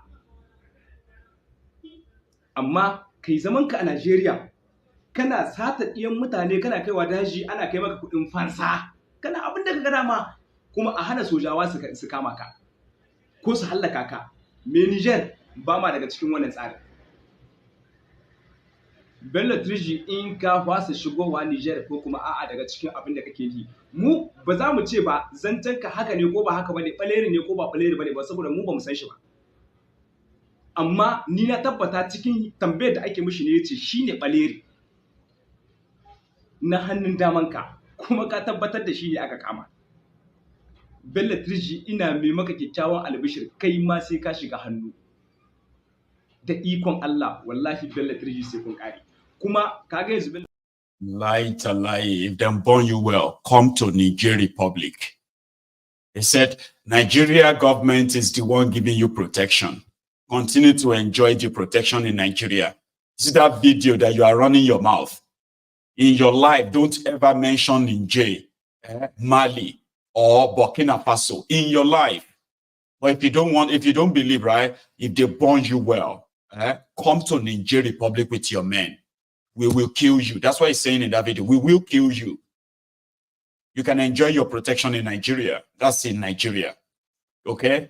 But if they born you well, bring your guys, cross the border, come to Niger and see for yourself. They're not born any Nigerian soldier to make that video. But you will see some of them that will say, IPOB, come out, come and fight. Into hamlet of people, homes of, all these homes of the villagers in eastern part of Nigeria. IPOB, come out and fight. Come and fight. Your father, IPOB, come and fight. A Nigerian soldier will make a video of that one. You will never see them make a video about these terrorists that have killed so many of their colleagues in eastern Nigeria. I mean, so in northern Nigeria. They will never make anything to go fight. A Nigerian soldier is asking Turuji, if not your papa born you, continue to flex your muscle. Now Nigeria you do, but don't make a mistake and cross the border. Like you won't go back to that contraption. That is Nigeria. And that's quite refreshing. I wish I could speak more Hausa, more louder like that, right? So to you, the workers in Nigeria, I don't know if I should feel sorry for you or not. Thiefnubu has now placed an offer of take it or leave it. 62,000 naira is going to be the minimum wage offer. The Nigerian state governors have rejected the same, that they can't pay 60,000. It's impossible. No, we can't. I heard that they are offering 54,000, but the Nigerian NLC, they have also beat down their own demand too. Now they are demanding for 250,000 naira minimum wage. So the Zobo of a 105,000 naira offer of yesterday remained a Zobo. It's going to be 62,000 naira. Thiefnubu said he would offer them, or he would pay them above 60,000. Now here you have it, 62,000. So the NLC TUC guys are like, oh yeah, we are still waiting for them to present it. We're not going to accept it. The OPS, organized private sector, and the government side, they have recommended 62,000 naira to be the minimum wage. But for us, from labor, we felt that with the current economic hardship and with the difficulty in the land, that the sum of 200,000 naira, the sum of 250,000 naira should be the what would be okay as the minimum wage. In the wisdom of the committee, they have put together a recommendation that will be forwarded to Mr. President for further action. The organized private sector and the federal government and the government have agreed on a figure 62,000. The organized level is still asking for 250,000. But at the end of the day, what is very important is that there is this conviviality. We are talking, is a discussion, and no hostility anymore. And the national anxiety is going to be relaxed as soon as this is made public. The situation that we are recommending to Mr. President somehow is repeating itself because it happened in the 2018 exercise. You will all recall that in 2018, it was the other way. The organized private sector and the organized labor recommended 30,000 as minimum. So there is no money. Okay, Nigeria is broke. Take it or leave it. That's going to be the deal. But you have just 24 hours to go. If NLC and TUC will take it or leave it, we will find out in 24 hours if your strike is going to continue or reactivated on Monday, and what is going to follow if that should happen. The propaganda that you've never seen before, then the military, no, the police, then the DSS, then the military. So you see this coming week, it's going to be interesting. And I hope you look forward to it too. Because a broke Nigeria just completed a brand new vice presidential house. That only cost Nigeria 21 billion naira. You get? It is to help the vice president to do his job diligently, efficiently, and then all those. So Nigerians should just endure, okay? It will soon get to your turn, right? So shitty man called the tape to his own new house, 21 billion naira house. But do you know something? The entire Vitafoam's what? You know Vitafoam now? That Vitafoam mattress, Vitafoam pillow is put at 21.2 billion. That's the worth. See, Vitafoam of all their trade, everything. See? That's everything about Vitafoam. Now, Vitafoam will create job. Vitafoam will pay tax. Vitafoam will make bed. Right? But Nigeria spent 21 billion building a house. And I started asking myself, listen, this is not Shittiman's house, no doubt. So you don't have to suffocate on your own on your own SPT, okay? We know it's not shitty man's house. We're talking about the waste for a country that is broke, Baba.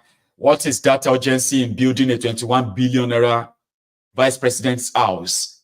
When the man that was the vice president there before, Pastor Ruga, Ikene Shatabandu, Agbowori Babaoja, the special advisor to Mumadu Bokwari on burial arrangements, condolences matters, as well as trader money. Oshibade. Where was Oshibade living in the last 8 years, by the way, and his family? Where were they taking all those pictures and those videos of Oshibade? Akuda House. Oshibade's house was renovated with over 15 billion naira in 2015. Don't forget that. That's Aguda House. And Bokwari decided that they were going to also fix the ongoing project of a permanent house. They said Aguda House, which has been housing the vice president in Nigeria since 1999, was actually meant to be a judge's house, like the judges, like the chief justice. They said that was the purpose. So, but it was converted to a vice presidential house residence in 1999 by Obasanjo. So Atiku lived there. Who else was there again? Egbere Jolantan also lived there. Namadi Sambo lived there. Soruga lived there. And within a year, Wiriwike decided to spend 21 billion to build a fresh one in a country that is so broke. Shitty man. Hang on, that's an extra. Shitty man again. We accept your request.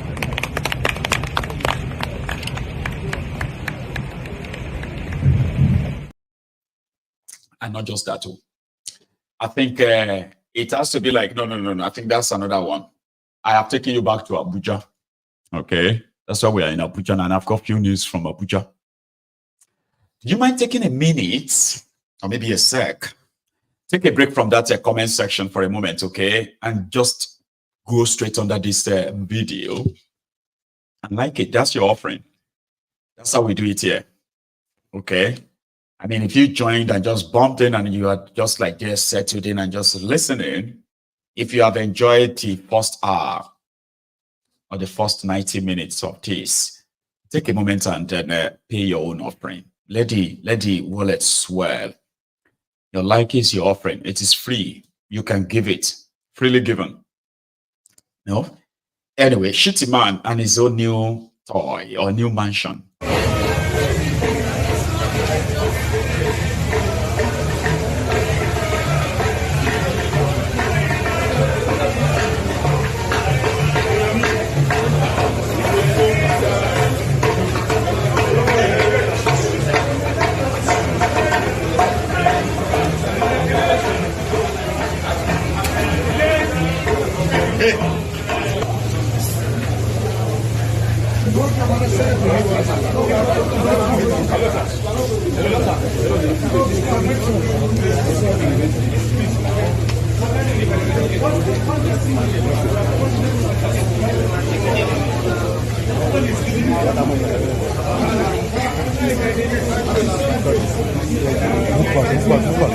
Move back now.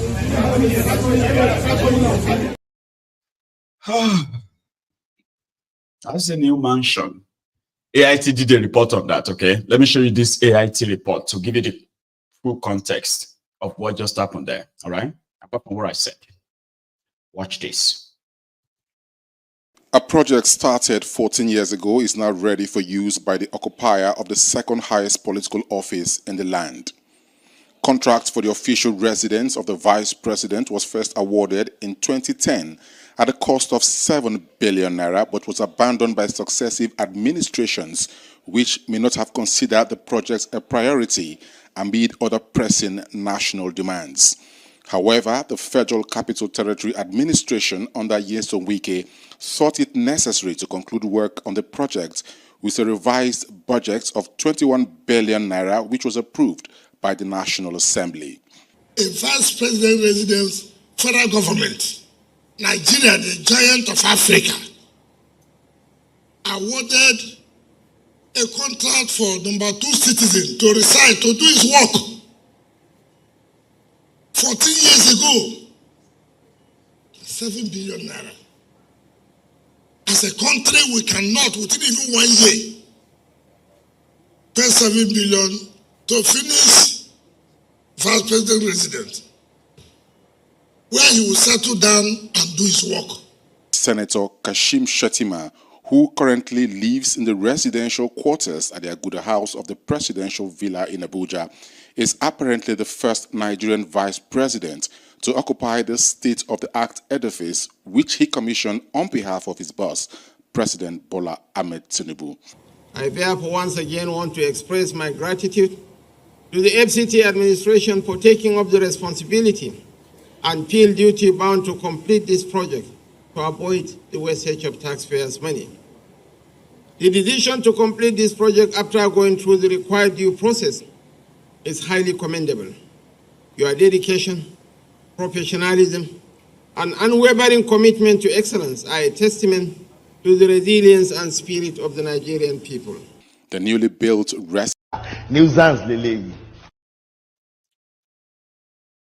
So next year, they're going to need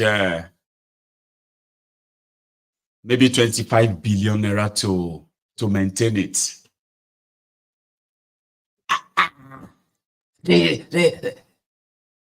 Nigeria, the land of Africa, cannot build a house for the vice president to do his job, so that he can do his job. Now they've built one. So the Nigerian workers, it would have to be a miracle for you to manage to squeeze water out of stone. I wish you good luck. Because when it comes to yours, you either take it or leave it. The judges have gotten their own increments. The public office holders have gotten their own increments. A lot of others, the senators have gotten theirs, the lawmakers, the ministers, a lot of them have cashed out their own. And it's yours that will require a committee to discuss. So good luck.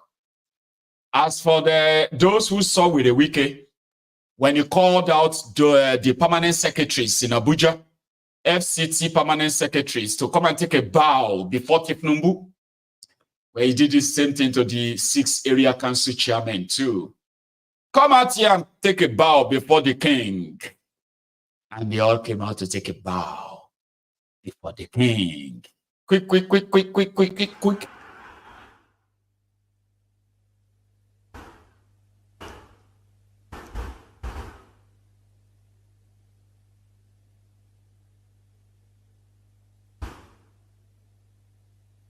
Come this way. First, Mr. President. Line up and first, Mr. President. You are good guys. Now, Mr. President, these are 6 area council chairmen.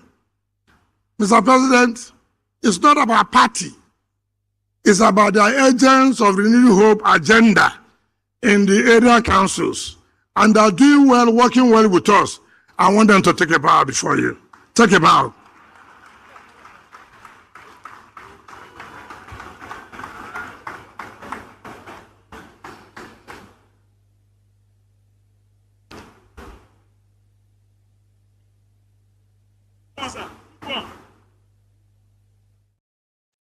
You see what you are witnessing in Nigeria? By the time the trajectory they are forming right now, by the time it matured, some of you watching this and laughing, you will be the victims too. Yeah, you may just go to the airport and they will say, Thiefnubu is coming. Oh, one of the Nigerian ministers are coming. Oh, everybody at the airport, yeah, bow your head, bow your head, bow your head. You say, Ewa, are we in North Korea? You just hear the woes from your back. Bow your head. The president is passing. You don't, but it's not passing here. We thought that he has say no. If Thiefnubu is passing on the road, you have to bow your head. And then when I go no say, hey, oh, I remember, oh, they started with the permanent secretaries, then to the local, the local government council chairman. Then they went on to the governors, and then they went on to, I swear, you see it. And by then you may not be laughing again.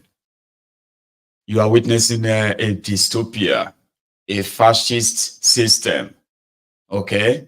Whereby no matter what you are going through, these guys will tell you that no, it's not as bad as you are portraying it. You just want to make the government look bad. And it is an offense to make the government look bad. Do you want people not to like the government? You are under arrest for making the president look bad. Pay attention, okay? Take a look at this one though.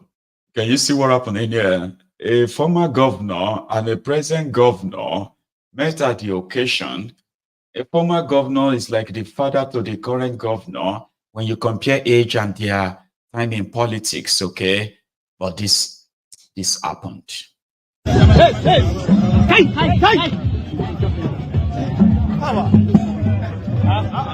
Hey!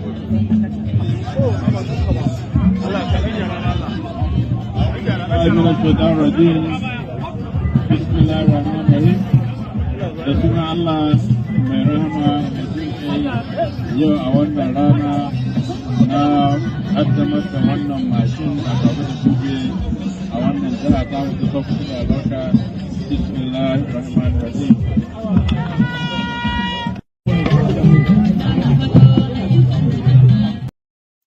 So they bounced the former governor, a current senator. What do you say they do there? Protocol. Now the governor want to come and cut the tape. Allow you can't stand there like say you won't cut the tape, right? I'm on the bounce them. And that is the messy place called Nigeria. It's like one of those one of the moments on camera, caught on camera. Kwamata Kada or something. I don't know the name of the guy. Well, okay, before I do that, because I'm about to round up, okay? Thiefnubu, like he did for Confessor Bajwe Shoyinka by naming a street after the confessor in Abuja. Thiefnubu has done the same thing by renaming another highway in Abuja after Achebe. Just probably like where you hear wherever you hear Shoyinka, it is always like you're gonna hear Achebe. I mean Achebe too. It's like the words and opposites. Good, bad. Walk, run. Was an opposite. Boy, girl. Anyway, here was Thiefnubu commissioning that. We accept your request.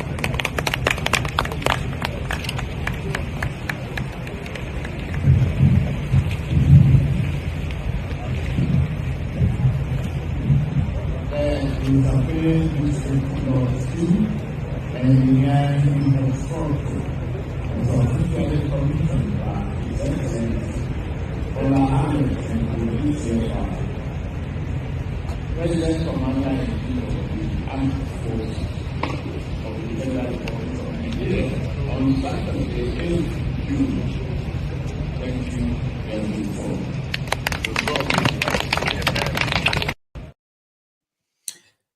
Kolu.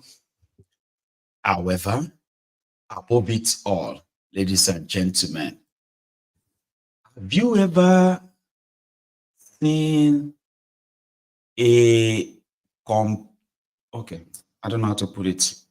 Have you ever seen a burglar, a criminal that they can say a God-fearing criminal or a passionate criminal? I don't think that's right. God-fearing criminal. If you are God-fearing, you won't be a criminal. That's some odd mixture, right? Okay. I wanted to listen to this guy caught robbing a family. And then the man in the house had an attack. Something like an heart attack. And then the armed robber was like, this was not supposed to happen. But eventually, they've arrested them.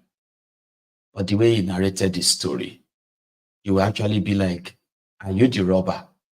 Remember that challenge that they were doing online? Eh? No, I'm not the bride, you. I am just the bride's friend. You walk away. I'm not the bride. I am the bride's sister. You walk away. Or, I am not the criminal. I am the one that the criminal stole his phone. You say, okay. I am not the criminal. I am the one that the criminal came to his house. You say, then another was just the one where they don't beat like, like disfigured. I mean, the criminal. Oh, say, everybody like, have you seen those videos? I mean, they're online. Go check them. I was looking for one today I could use for this I just described. So this guy look like you'll be asking yourself, is it the criminal? You say, yeah, I am the criminal. Papa, this is the most, I don't know, this is the most calmly explained robbery by the participants that I've ever seen in my life. I want you to spend the next 3 minutes to say about this. And there is a message I want you to pick also from it. When the poor have nothing to eat, they will eat their fellow poor that is a little bit better than them. You see that story of when the poor have nothing to eat, they will eat the rich. Baba is a third train. When you look at those who are perpetuating criminality, all these petty thieves and all of that you are witnessing in Nigeria today, there are those who are looking for something to eat, Abby, for food or anything at all that they can get. Not big time criminals, but they are now kind of building that. And more people who are falling into poverty are picking up these traits for survival. They won't eat the rich. They go first finish all of us. We pretended to be rich. No, we are not rich, but we are better off. I better pass my neighbor. Now we go first be the target. When they finish us, and then they go get chance go eat the rich. I promise you. Listen to this guy. Took him inside because the door was open. We took him inside. When we took him inside, we asked him to lie down, and the man lied down. So immediately, even his wife already lied down. The kids, immediately they saw they already lied down. So we said everybody just cooperates. So my second, that was named Paul, took the woman to her room. She didn't lock the room. He left the woman there. We didn't torture the woman. The man has 2 girls and one boy. So he locked them inside the room. So it remained only the man. So when we are asking the man question, how much do you have? The man said that what he has is in his pocket. He brought some money for 1,000 naira. It's not up to 20,000. I'm just saying 20,000 naira. So we went to meet his wife. Why say he didn't have any money? That he only have chains. So these chains, he was saying that they are not good, but he said that they can still be sold. So we collected the chains. We collected the money from that man's hands. So when we look at what we can carry again, we look at the plasma. So and then we took some clothes. How did you kill? Why and how did you kill the man? Yes. We didn't kill the man. It was where he was lying down. So after 1 hour, we noticed that he was snuffing. He was gasping, but we didn't get. We are just still busy going up and down looking for where we can see money in the house. But I noticed that the man was on my mind was he was sleeping. We didn't disturb him. So it was later around to 3. So by then we already packed clothes, plasma, and the jewelries. I mean the 2 phones. The 2 phones were with Paul. So we took those things to the booth and we locked them there. So boot of the man's car? yes, the jeep. So later, when we were about to go, I went and checked this man just to, because I don't want him to be there where we are going to be carrying those things. So I wanted to wake him up. I just noticed that the man was, he was tried. I look at him. I noticed that there was a changes. When I put my ear in his chest, he couldn't breathe again. That was how I know that the man had been dead. So I feel so bad. Me and my second, we feel so bad because, our own stealing is not that maybe we are interested in sharing blood. Even before I follow this, my cousin and my second, I told that I don't want to share blood because I have this covenant with God. I will not share blood because of money. All is still vanity. If I kill somebody and I take that money, so what's my own gain? So God will judge me for that one. So after the man died, was it at Ikorodu? By then, this thing had been in the boat. So carry the man motor. That time you don't remember blood. You don't remember the covenant you get with God. No, actually we are not supposed to take those things again, but there was no money. I had problem, my own financial problems. So how much did the man motor? We didn't sell the man. At Ikorodu. Wait, the story we heard was that you hit his head. No. So for his center table, that was how he died. No, didn't. Huh? We didn't. Shay, help us, help us. There is God, there is God, God,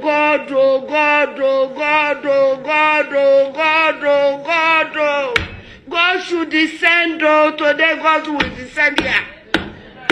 Nigerian women will not cry in vain. Nigerian women will not cry in vain. This thing will end today. My sisters, if your child lost, will you stay and keep quiet? Will you people stay and keep quiet? The president now is calling you, come, I want to help you. You don't want to appear. Will you agree? No. Now the first lady is calling you, come, I want to help you. Come to find your child, your missing child. Will you keep quiet? No. Child, there is God, oh. There is God, oh. The bloods we are sharing, there is God, oh. There is God, oh. There is God, oh. There is God, oh. There is God, oh. It's okay.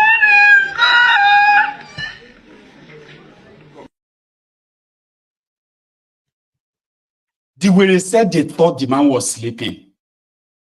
I told you, he's a God-fearing thief.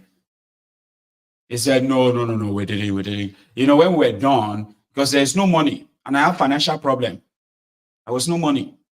So when we had to take the plasma TV and a few other things. So when we're done, I didn't want to leave the man there so that, we decided to wake him up. But he said somebody was gasping. He was having a panic attack that probably was an heart attack. Well, he was looking for money to go and solve his financial problems.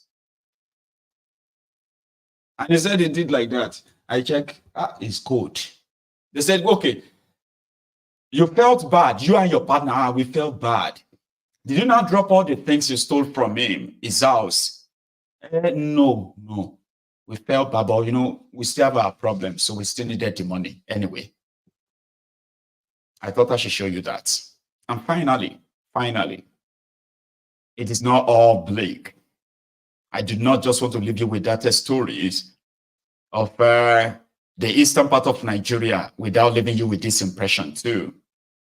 Last year, December, to further dispel the impression and the notion, the propaganda that eastern Nigeria is not safe, a lot of the Igbos returned back home. They took their families, they took everyone, they left back to that place to show the rest of Nigeria and the world what life is. in eastern part of Nigeria, and what life will be like if their region is not militarized, and if they indeed have access to a real development-oriented people, they could tap it. One of those areas is the Aba in Abia states. Onitsha has been in existence for a while. There are those who are riding on this to tell the rest of the world, come and invest in eastern Nigeria. And you have something to say. I don't know if you have seen this. The large markets, everybody brings things to sell in that market. We have LIEJIRIYA International Market. This one is in the eastern Nigeria. That place you see a lot of Chinese factory making shoes and some other things. And the opportunity to bring the material is there also. This market is Onitsha. How many of you know Onitsha? You hear Onitsha? Yeah, Onitsha is the big market. It's also in Nigeria. Some people think this is another country. It is not true. This is Onitsha market. And the one good thing about this market is that so many people come from the... I will bring you more on that, but my time is so up now. And I want to take calls.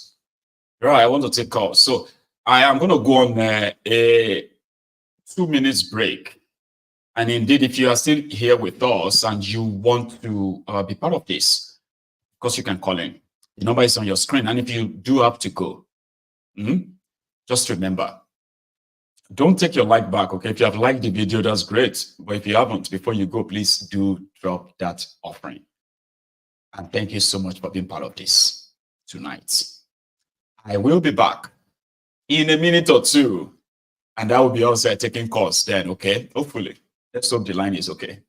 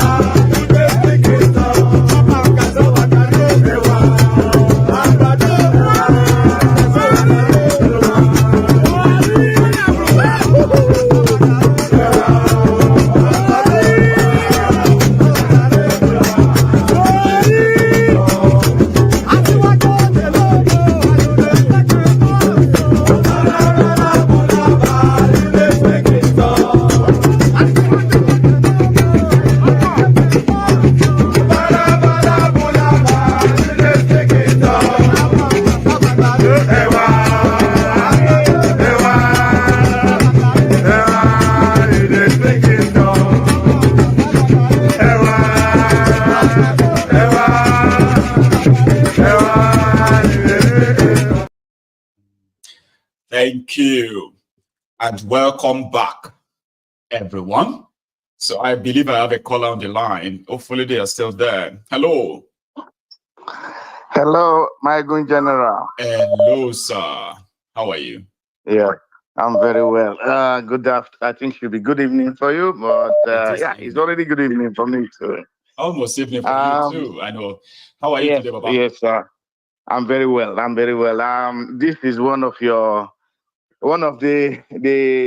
advocates and one of the greatest fan of the Temple of Truth. God but I have not. A veteran. I have not been. I like that. Yes. And I have not been able to get through to you for a very long time. But before I even make my contribution, I will quickly make a recap. My name is Anthony from Austin, Texas. Anthony from Austin. Yes. Yes. Let me give you a quick. Finally. A quick reminder. Yes, you remember before the new Temple of Truth came live, we were talking about it, and I was the one that was like, let's start this fundraising as quickly as possible. You remember? I do now. I do. You were actually like, I think we spoke twice, and then it was like, I kept saying, I'm working on it. And you're like, if you want us to raise funds for you, let's do it. I was like, okay, you know what? I'm working on it. I remember. Okay. Absolutely. I do. Exactly. And the last time I called into the program was the day the fundraising commenced. I remember And that too. Anthony. Yes. I do. Yes, Anthony from Austin, Texas. That's right, sir. And what happened was that when the fundraising commenced, something happened and I was totally off because I had a very serious business challenge. But to God be the glory. I don't want to go into it. I have come over everything. I have my own business, so I've come through with everything. And when I made my own little donation, I made a note on it. I even explained a little bit because I did my own donation through PayPal. So I made a note and I got the message as well. Go on. Yes. Okay. Anyway, I just wanted to make this quick recap. Thank you very much for what you have been doing. I have not been following most times, but I always make sure that I listen. I watch the video. Each of the segments, I always watch the video. But for the past 2 weeks or thereabout, I've been trying to get through. Luckily, I happened to make it today. And here you are. Thank you. Thank you so much. God bless you. I have to really, I will take my own bow on the altar. I know others are taking bow to the drugging in Nigeria, but I'm taking yes, but I'm taking my own bow on the altar. I'm so happy where you are. I'm so happy where we are because I am a part of like the me seated here today was a dream. But I realized that I was told it's okay to dream, but if you can dream with others, right, you possibly could make it happen faster than, and that's why I'm here. Because a lot of people wanted, what would you want? How would you want to be supported? I said, well, I would want a place where I could indeed really unravel. And I'm grateful for that. Yes, and it's fantastic. I'm actually I'm actually a very proud guy watching you, watching the background, watching all the equipment. I feel like this is all coming together. More like a dream come true. I know. And we have just achieved this. We are going to the next stage. I know. The next stage is coming. I know. All right? There will be a stage that a point in life, God keeps giving us a life that this temple of truth will be transmitted every street in Nigeria. At some point, everybody will be able to watch it. I agree. So, going back to the discussion of the day, thank you, my brother. Going to the discussion of the day, we all kind of understand what is going on in Nigeria.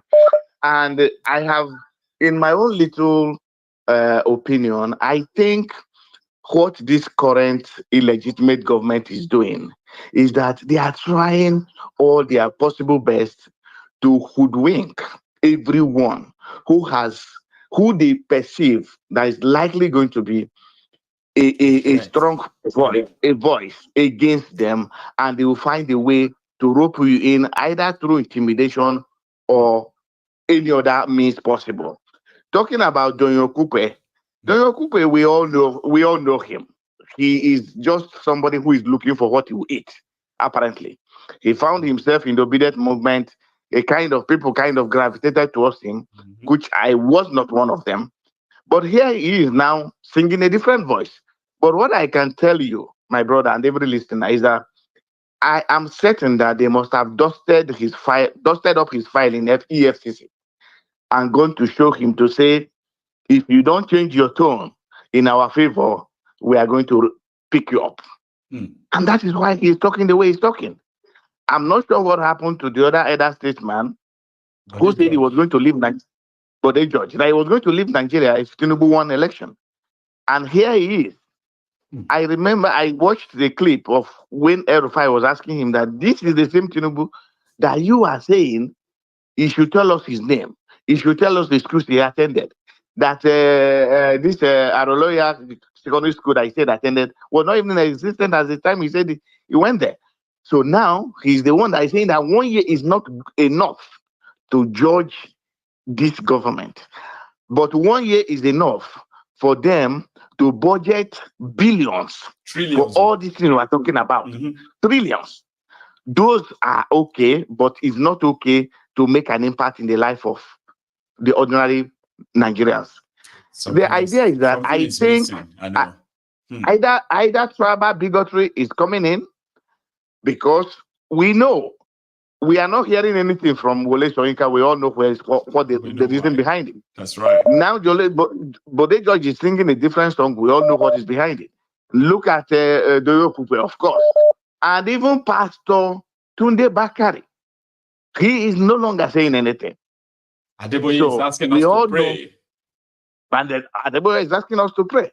So, so these things are all orchestrated, in my opinion, because they want to make sure that every voice is cut off against them. I know. This is North Korea in the making.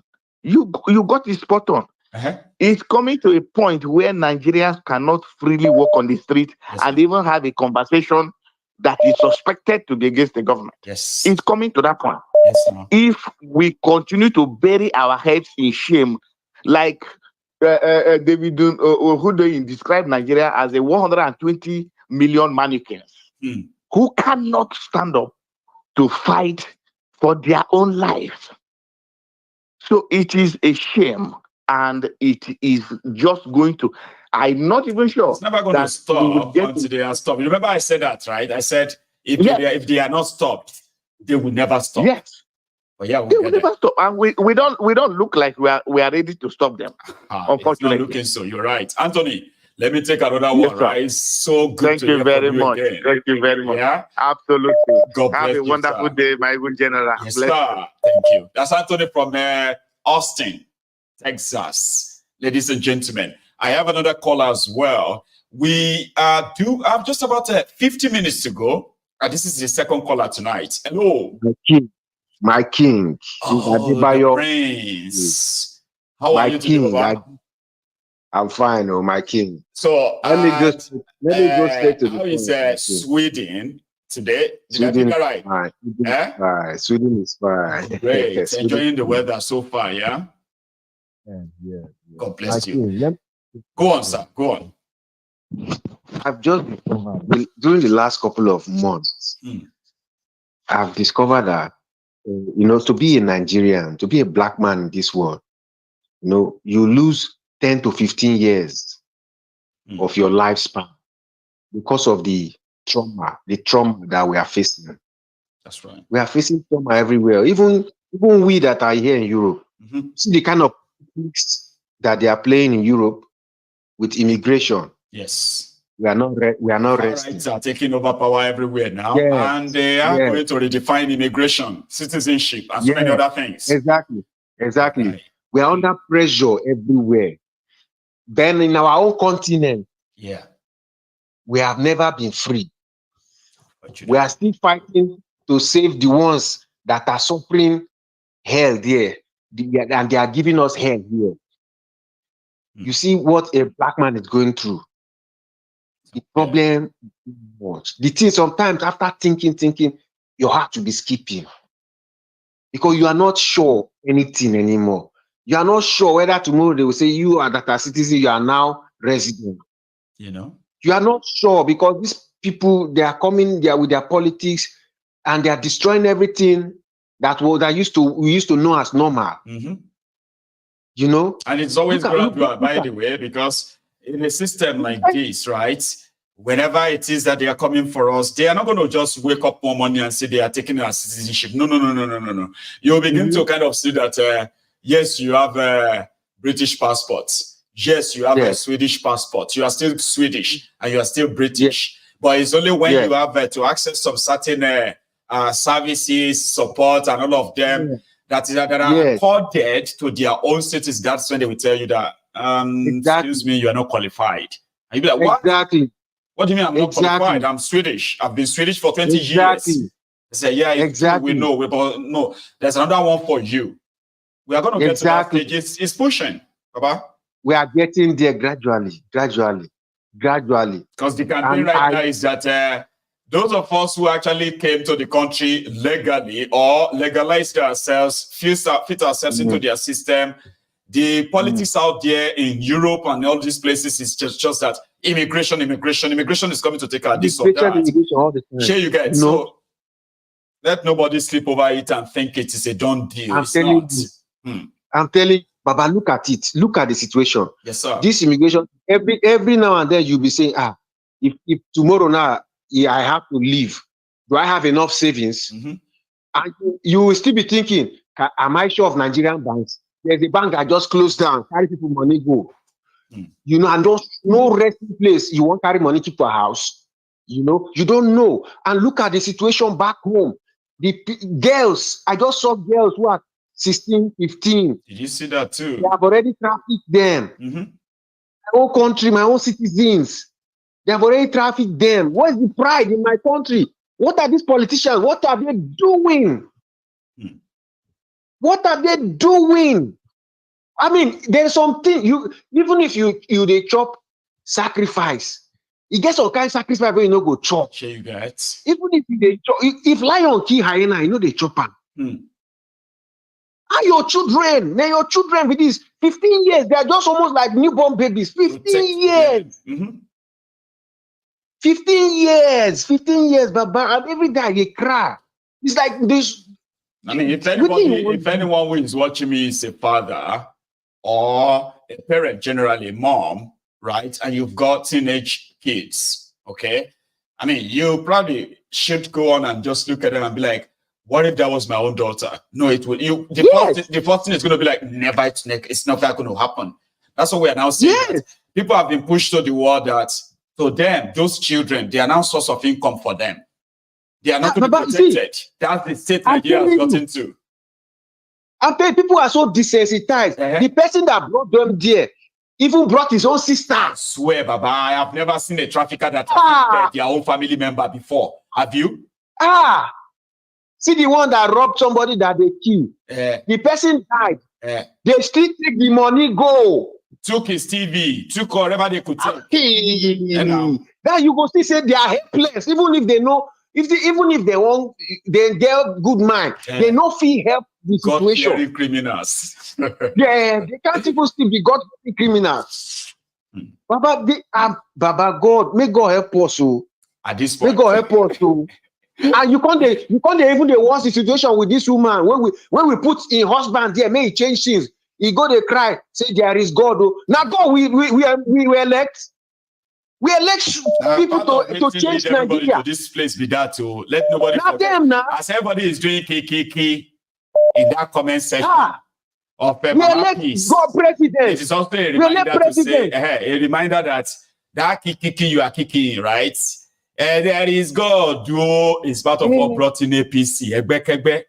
Sometimes you shouldn't be kicking. You should use your brain that God gave you to fix the country. You are crying to God. You don't know that thing showed everybody that we are hopeless. A rich country like this, they are going to cry, there is God. What do your husband do to prevent kidnapping and all those things? But the problem is that is job. You know, now that people are being told to understand and get used to their killers. Nigerians used to run crazy. What? How did that happen? Nigeria, you know, at the early stages, they were pointing fingers. Now your fault, now this one, now that one, now this one. Now look at us today. Baba, I know life for you. Destroyed, Baba. I know life for you. Me, when they help people for Nigeria, I say within the last 3 months, I began to leave people alone in Nigeria. You cannot help all of them. You can't help everyone. I began to leave. They call me and no go pick. Because of this thing where they look at our own, make I could save my head first. Because if you don't, Baba, you will end up like them. And you don't I go end up like them. I go end up like them. Thomas of meet our people here. What country? I can't survive in that country again now. Baba, that's true. That's true. Baba, it's never going to be one of your top choice. So, the Prince, thank you. Okay. Thank you. For stopping by. You have a good one, okay? Now, let's go take another one. Saving time. Hello. Did I get you or did I miss you? I think I lost that caller. So, here is another one. Another caller. Hello. Hello, Maiyegun General. Yes, sir. How are you? Yeah, I'm good. How are you doing today? I'm very well too. This is Thanks for asking. this is Lake City from New York City, but I'm calling with my US number now. Oh, Yes. where are you? New York. You're still in New York? Okay, I thought you wanted to say like you were calling with your Nigerian number. Now I was like, oh, are you there? No, Lake City. No, the last time it was my Nigerian number I called with. Now you're calling with the real one in the Akatum. Well, fair enough. Yeah. Lake City, how is your day so far? How you doing? So far, so good. So far, so good. I didn't watch the show, but I saw the caption, which I was following earlier today, about doing OKUPE and the rest. Please, your reaction. Yeah, well, first and foremost, I just want to let me thank you first for what you're doing.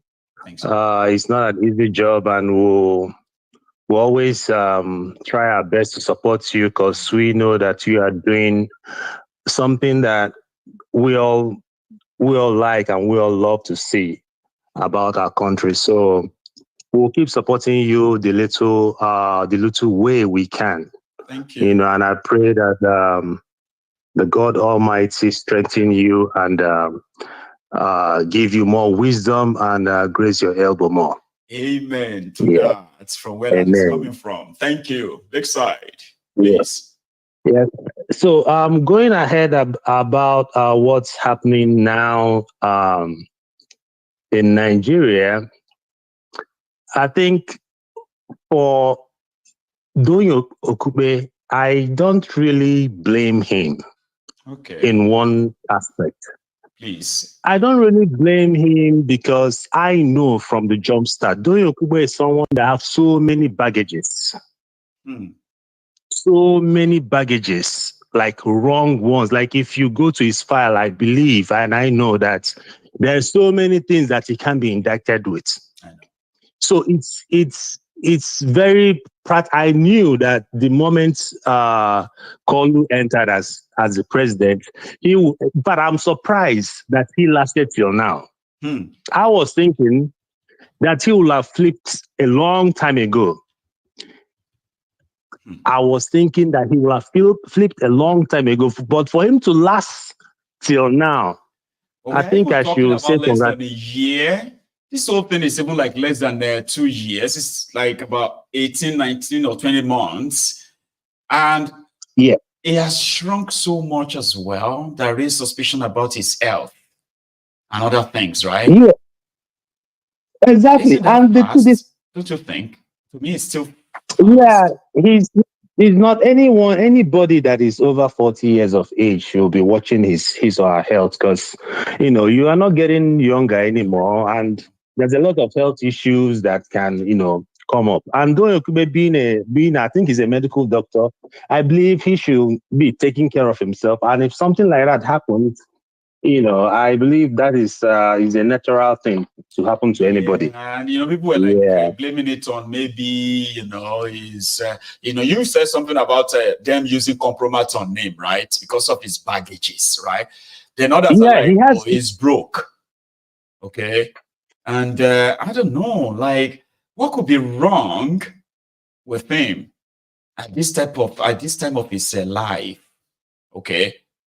You know, the very the worst thing about that interview was, I believe that someone that went through, I believe he went through some medical treatment that, you know, brought his, maybe they might have had, because he's overweight. They had to advise him to like either do, you know, to, you know, reduce the weight. And then I was looking forward for that thing again, something not to bypass or something. It might not be gastric sleeve, yeah, but yeah. But I was expecting that someone with those kind of health challenges, and then you have just a few years left in your life. At least he has passed half of his living age. It's over 70. Anyone that is over 70, you can't live another 70 years. Probably you've gone 3/4 of your life. You can't even live another 30 years. Forget it. Yeah. So I believe this is the time he should have been like more honest to say the truth, and, you know, damn the consequences. Like, I mean, it should be. I was expecting somebody to be a little bit more circumspect, right? Though I can't tell him how to be because that's who he is, no doubt. Okay. When I say circumspect, in the sense that there were actually millions of young people. He's been a politician, a career politician for almost all his life. Okay. I was thinking that somebody like that at that age, okay, should be, even if indeed he was part of the conspiracy theory to divide the opposition and then lead the obedient into this, whatever it is, whatever the conspiracy is, right? Somebody at that age should be encouraging these young people and tell them, don't give up. Oh, what you did, we didn't expect that. Even me, I wasn't expecting that. How come they were like all of them in that old age? They are actually encouraging us, the young people, to accept this. Like, accept it, get used to it. Everything will be fine later. Just accept this. Why? The man ate his vomit like he ate it. He ate it he ate everything. And this is the same thing that's happening even in the Labour Party. If you notice the Arban and the Red, they've settled the Pampas guys. Yeah, with Abure, they've settled. But there's something I said. There's something I told a couple of people when P2B started heading this obedience movement. I said that the obedient movement picked the best candidates. Let me give you my reasons. P2B is a very stubborn human being. Anybody that knows him, I'm from Anambra State. P2B is he is this. I don't know if you back in the days there when we were in the university, there are some lecturers who will see, you know, that these lecturers, they always play by the book. No matter what you tell them, they will do the right thing. Instead, sack them. That's right. P2B is that kind of person. He is not perfect. He has his own, as a businessman, he has his own good judge of character, because that one is obvious. When you look at the characters milling around him, you can probably just feel like he's somebody who feel like he could manage everyone. No, he can't, in my own opinion. But I'm very sure that I know that he is someone that he will not, like, to sell out will be the last thing he will do. He will that never is compromise his own Yes. Because if he wants to, imagine, do you know that if P2B wants to be the richest Igbo man now with Skolu, and he wants to sell out and still stand in the sideline, he can easily do it. There is nothing he would demand from the APC just for him to pipe low. He will get it. And as a businessman, he knows how to turn that money over to make billions of dollars if he wants to. But he is a man of little needs. P2B as a governor flies, before being a governor, he flies commercial. He was a multi-billionaire before a governor. He was flying commercial. Became a governor. He was still flying commercial. He's not someone. His daughter. I think his daughter is a teacher. Yeah, she's a teacher in Anambra. You understand? He's not. Yeah. He's not. He's not that. He's a man of little needs. But he's very rich. Easy or susceptible to people to be used or manipulated for any agenda, because is somebody of probably easy means of relating with people, because this is something that a lot of people knows, even the media houses knows.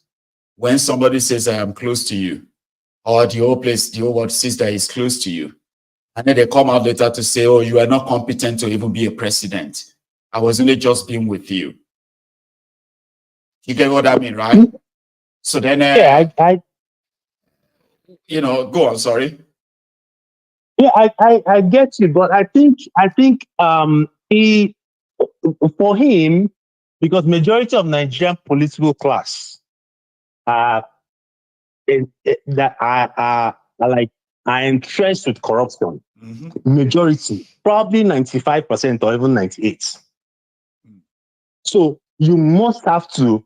There's no way for you to become successful, right? That your path must cross. All you need to do is try as much as possible to manage them and, still move ahead. And that is exactly what he did when he was the governor. When he was the governor, if you have one interview, if you remember, he was talking about how he wants to go into a project. Then the civil servants will go in and, put in some figures to confuse him and then, do their fraud. But what he did was he will go through the whole, if it's a quotation, one by one, you read everything, find the mistake, correct it, and then minute on that. And someone was asking, why not bring that person that did did this thing and fire him and do something like that? He said, well, that him trying to fire this person, before you know it, he'll fire everybody. That is better that he keeps doing the right thing and correcting it. Managing them. Okay. And managing it. Because thank you. The next person you are bringing is not better off. So that is him. So I would just say, let me not waste much of your time and allow other people to come. But we should just let's pray for our country and believe I've lost hope anyway, but let's just pray and wish that something something good will happen. If not, you take it easy, okay? Thank you so much. All right, thank you. You done well. So I have another caller on the line. I think I managed to get them corrupt, so hopefully they will get themselves back on and I can connect them, okay? Now you two can actually call in. Yes, you can. Pick up the phone, okay? And if you either agree or disagree with the position of other callers, you can make your own view known. Hang on, let me see if I can go get you here. Brilliant. So I'm also going to take a moment to go check our offering box. So we currently have about 700 of us, 777 of, hang on, it's actually 844. So we currently have, over 800 of us who have paid their own offering on YouTube. So if you are one of them, this is for you. Well done. But if you haven't really done it, it's just going to be like a minute away. Even less than 30 seconds though. Hello. Yeah, good evening, Maiyegun. Good evening, sir. How are you? I'm fine, Maiyegun. Thanks for the good job you're doing. Thanks for the support as well. I really appreciate the effort you're putting to make this information available. Easy. Yeah, it's really not easy. I know. You are the real man of God of my time. No doubt. I mean, you see, I'm a child of God, and if I'm a man, then I'm a man of God. You know what they told us? All of us are children of God. Don't forget that. Don't ever forget that, okay? We are all children of God, and when we grow up to become man, then we are men of God. Yeah, because this what you're doing is the work of God that I can confirm, because you're winning souls, God bless you. Now, ladies and gentlemen, those who are always going to be asking me, who made you a Geo? Who says you are the Keniko of the temple? I've got witnesses. My work makes me a man of God. I'm a messenger. Am I not? Yeah, seriously, true messenger. See? Maiyegun, what I'm thinking is, I think with diasporas, I think it's high time we organize ourselves good to go and take this system down. Because waiting for these people in Nigeria, I think is a mission impossible. Because they don't even understand what is facing them. But we here in abroad, we are seeing it. I think it's the high time we can mobilize. Then we will find a way, a platform to motivate them where we are. I don't know. I'm really confused. I wish I can just confused, right? To see, because there's going to be there are platforms. Well, you see, there's something I want you to pay attention to. Okay, platforms where like minds we need to come together. we have platforms, but coming together or finding like minds is what is still taking us longer. Okay? But you see, those of us in the diaspora too, we are not totally immune from the mental slavery that some others who are in Nigeria are suffering. There are those who left Nigeria, but Nigeria didn't leave them. The mentality is still that of backwardness and that of a betrayer too, backbiting and others. So if you believe everybody in the diaspora probably should care, you will be surprised that they also have the moles abroad that will pretend to join you to want to fight for something what is right. Meanwhile, their job is actually to destabilize you. Remember that whenever you are calling the diaspora, okay, we are not all that clean. There are some of us here that wanted the status quo in Nigeria to remain. Just thought I should say that, right? Go on. Because when you're looking at things that is happening, imagine the little girls they sent to Ghana for prostitution. I have a Ghanaian friend who was telling me this since last year. Like, because whenever I go to his place, come back, he would tell me that he requested for a girl, a Nigerian girl, because they have a connection. People that know those women that bring in these girls, they have contacts for people who need Nigerian girls. They will talk. They will say the age they need, then they will deliver it to them. He said to me, like, if I go to Ghana, that I will see 13 years, 14 years, 15 years of Nigeria. This is last year. So when I saw, I was thinking he just want to bring Nigeria down. Yes. So to this time I saw this and I was like, so what this my friend is telling me is truth. He said there are a lot of them. So to tell you that this one they show us, it's not even. This is just maybe like a scratch. Maybe 1% out of the people that is there. But is it not better for these people that is going on that mission to come out on the street? There are so many missing young girls in Nigeria today that their families have no clue where they are. But guess what? When you go to all these neighboring countries, Benin Republic, Togo, Ghana, to as far as Kenya, East Africa, and all these places, they are moving them there, and they are just trafficking them for sex exploitation. Their families back home have no clue where they are. But there are also categories of those who are actually sending their children into that. It is a hell of a place out there, Baba. It is a hell of a place. Yeah, that is true. And so, okay, now imagine this type of news. The news didn't make it to National Assembly. This type of news. People that is going across the sea to travel to Europe, these people never discuss it in National Assembly. That is to show you that these people don't care. They don't just care for anybody. Look at what old man like what is his name? Bode George is saying. Old man that last year he was confronting Tinubu, was so happy. I say, oh, so people like this we still have people like this. Then there is hope. So, but this man, I saw this man again today. I said to myself, I don't think I will ever respect any old man again in my life. I lost it already after looking at this man today. Honestly. So when somebody will come tomorrow and tell me, respect your elder. Which this type of elder? This type of elder, somebody will come and tell me to respect. No, I will not do it again. I wouldn't even want them to end it even because I don't have that time anymore. I have lost so much of my time, my life in the hands of these people. Thank you so much. This old man will come and pretend in this manner. Maiyegun, we are going nowhere anymore.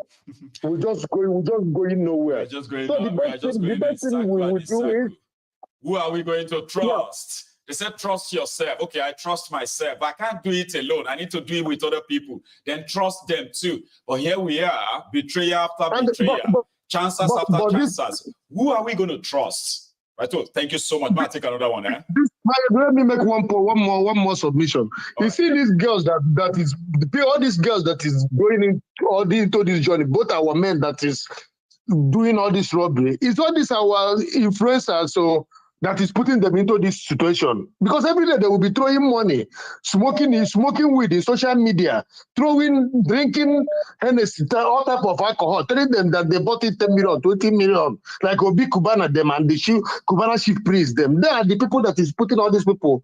They are the ones that is also helping the government to put these people in higher tension. Yes. Yeah, so anything they would, nobody want to do normal thing again to feed, because I don't believe that anybody in Nigeria will just wake up and say today I must eat, that he cannot find something to eat. No matter how hard the country is, you must get your daily bread if you work for it. There's so many ways you can work for it, but nobody want to dirty his hand to feed himself. Nobody want to just stress himself to make sure that he eat. So anybody you see that is doing prostitution, doing all manner of criminal things, for me, it's not hunger, it's greed that push them into that thing. Because nobody gonna die from hunger. So far, this Nigeria I know is concerned. Some people are hawking pure water. They are feeding themselves. Some people are doing all manner of things. They can feed themselves even if it's too small. Once in a day. Okay. Let me take another one. So it's right that we should stop blaming hunger for everything. You just did. You just pointed it out that we must not just put the blame on just because I'm poor, because I'm hungry. There is more than that, which is greed as well. Let me take another one, Baba, because our time is now kind of coming closer to an end, and it's doing so like faster than the normal. I think we have just about 20 minutes to go, less than 20 minutes to go. So I could possibly only just take one more call tonight, and that could be you. Let's see this. Hang on. I think this is where I have a right. I think. Hello. Hello, good evening, sir. Good evening to you. How are you doing, sir? Yeah, I'm cool. Osas from France again. That's Osas. Osas, exactly. Thank you so much for joining me. It's almost coming to a close, and you managed to get through. Please. Yeah. Baba. Yeah. We are here. You guys talking about OB, and it's something I have been looking into. I say, man, it's like this is the time that we will have a man who is ready to die for Nigeria, because we haven't had such a man before.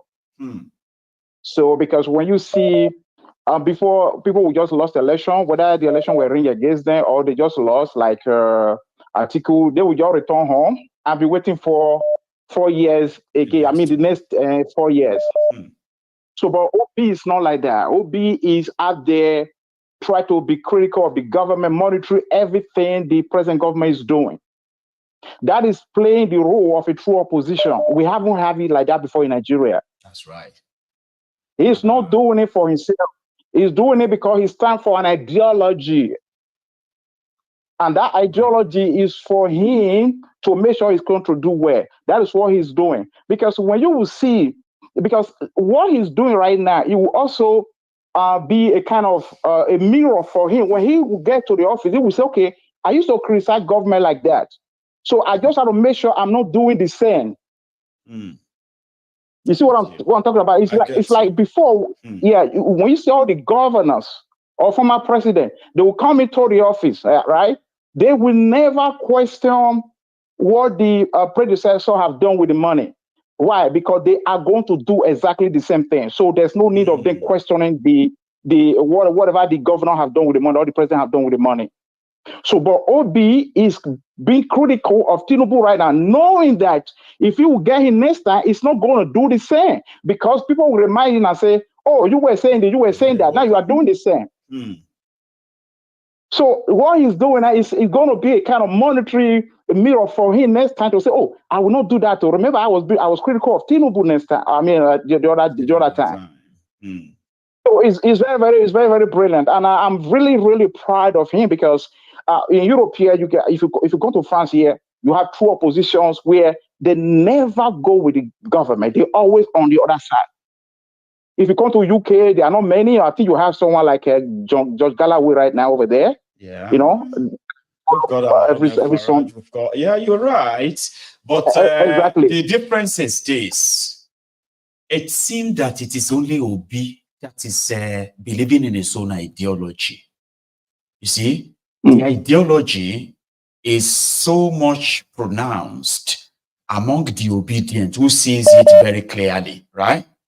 But when you look at the vehicle, starting with the party that he's a member of, and then you look at those who also became elected officials of the party because of him, up to this moment, you can tell that they are all working at their cross purposes. These guys are interested in Nigeria. So that is the problem, don't you think? Like in Europe, right? All of the oppositions will believe in their own party ideology and they will stick to it. In Nigeria, it's different.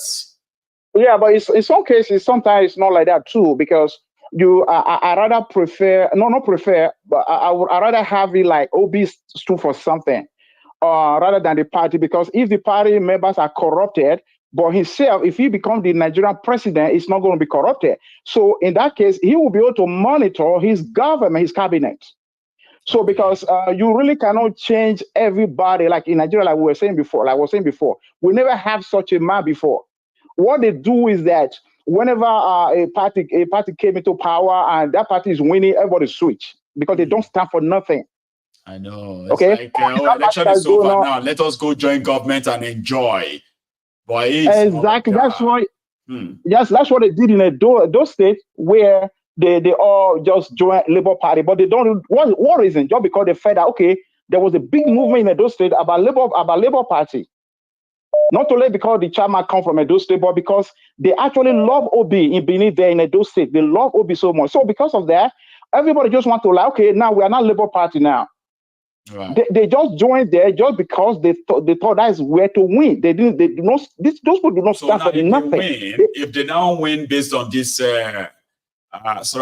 drive in Edo States, naturally you will think that should be those who believe in Obi. They love Obi, they believe in his idea, and they would expect any government to replicate what Obi represents, Abi. Then afterwards, you now realize that they have so much difference. They do not have anything in common with Peter. Exactly. Isn't that? That is why I say. That's why I say there's no one like that. We haven't have anyone like Obi, and we're never gonna have it. So all those who are in his party, they are just there for something, as always. It's old way, the Nigerian old way. That's what those guys are all about. Exactly, but Obi is not like that. That's what I can see with my own, assessment of him. I don't think he's that kind of a man because he's going here and there. I don't know where he even gets his money. He's not resting. So it's a very strange man, and this is what we need in Nigeria. And they are picking up everybody that spoke against the establishment in Nigeria. This guy is yet to get any invite or anything at all. Indeed. So that sort of give credence to your position as well. Yeah? Yeah, exactly. Thank you. Exactly. Yeah. God bless you. Let me take another one up. The last It's a pleasure. Thank you very much, sir. Yeah. Enjoy the rest of the evening, sir. So that's Osas from France. Here is where we're going to take the last call. And I want to believe this is hello. Hello. Yeah, hello. Who is this? Hello, Maiyegun. Yes, sir. Yeah, it's AGKM from Sweden. AGKM, my brother. God bless you. Yeah. So how are you doing, Maiyegun? How are you doing? That's that. You're gonna be my last caller for tonight. So thank you so much for calling in. Thank you so much. Like other people always talk. Where do you even get this energy to? To perform what you are doing. All of you are my energy because some of you, majority of you have work the following day. You will still spend your time with me up to 12 a.m. 1 a.m. for some people. So that is my energy. Of course. I always hear people talk about people in diaspora. Let me give you one thing I observed, Maiyegun. Please, sir. If you remember 2015. When we have Ebola in West Africa, Sierra Leone, Guinea, and all these kind of places, you understand?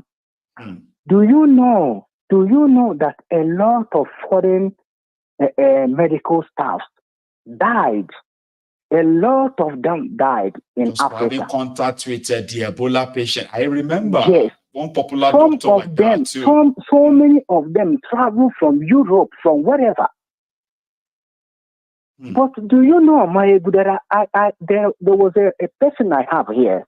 He's working within the healthcare. Right. And who was, he was touched and wanted to travel to Africa. To help. To help, yes. Like every other country, sending their medical staff to help. Do you know that this guy, the family, they almost took him to psychiatry. Why? They thought that he's going crazy.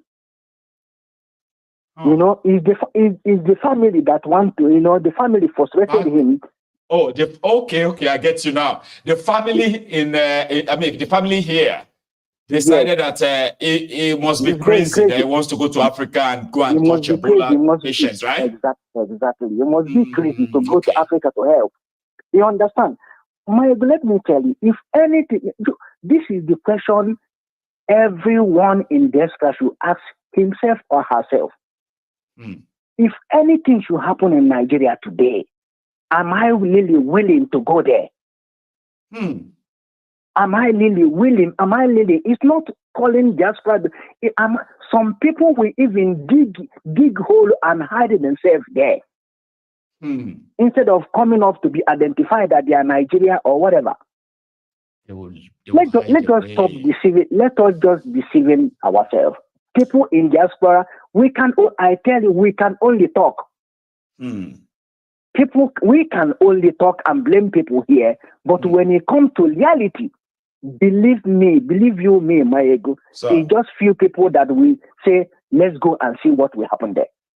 You are so right. And what you are proposing there is that this is not anybody calling on diasporans. It should be us ourselves. So ask yourself, you ask yourself and say, if things go down in Nigeria now, yes, am I ready to actually go back? Am I ready? If you are personally convinced that, man, if things goes down, I will go back home, then you are the people we are talking about. Of course, of course. But this is not about pointing fingers and say, you diasporans, let us. It doesn't work that way. It doesn't work, and it will not work that way. It doesn't work that way. It won't work that way. You understand? The question you ask yourself is, if anything happening, can I go? Am I going to will I stay here or would I go back to that place? Because let me tell you, a lot of people here, 99% of people here in diaspora, they have children. They have wives. I know that. You're right. Some people will tell you, I have children. Some people will tell I have my wife. Some people, I have my job.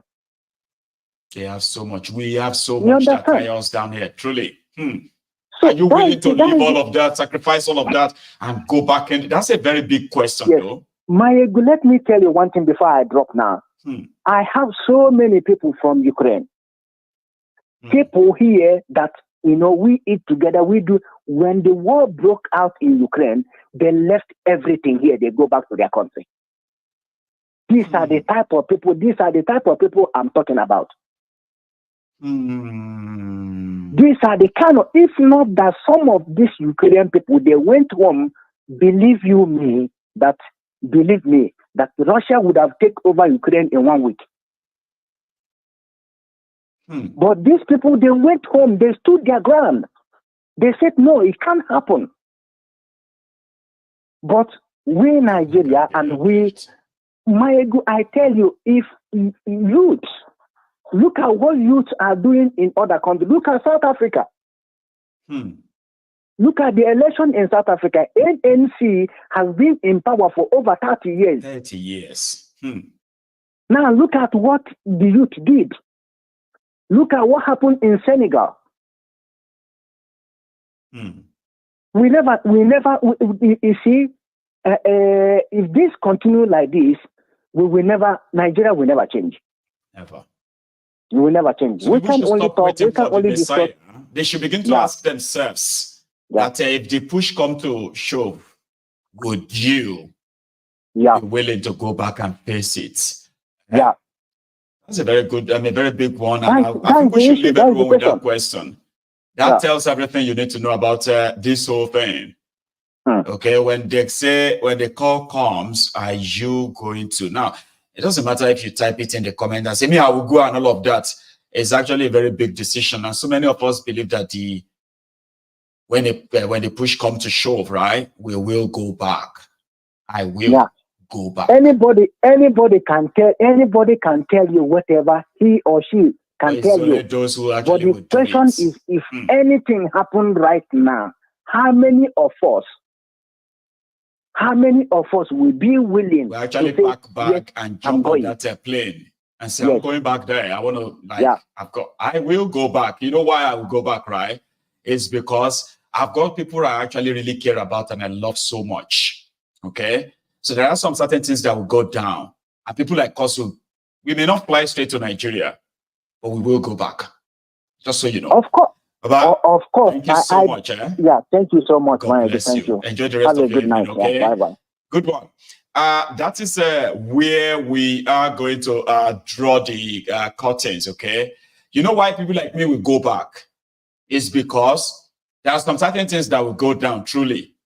And then with, with this kind of platform that I have, which has given me privilege that I'm actually yet to tap. The privilege of meeting other people, like-minded people. And I promise you, I'm like a melting pot. I kind of have a chance of meeting the good, the bad, and the ugly. Trust me. And because of the kind of platform that I have, people like myself could go under any cover. When shit is the fan in that place and the whole place goes up in smoke. People like us, people like myself, can always go back under a different cover without flying straight to Nigeria. But we will be inside that place. Picking up whatever is remnant, covering it and reporting it back to some of you that doesn't have to go back. Here you get. I'll leave it at that. Let's see the type of shit that we hit the fan first. Okay? And then we will decide how we're going to go back.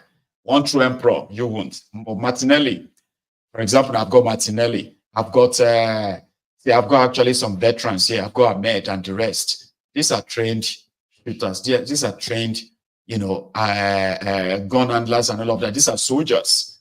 I've got many of them here too. Now, if the shit hits fan and a contingent is being put together all over the world, I will be part of it. And it's going to be one of the safest. Trust me. Anyway, thank you so much for HKM, my brother. Thank you so much, sir, for indeed dropping that inside this convo. We will talk again some other time. Thank you so much to every one of you as well. As usual, we've had a wonderful night. But please, if you haven't really liked the broadcast, you should before you go, okay? And then let's see you tomorrow for the Sunday sermon on MaiyegunsDiary Politico. Let's see how that goes. Good night, everyone. You have a wonderful night too.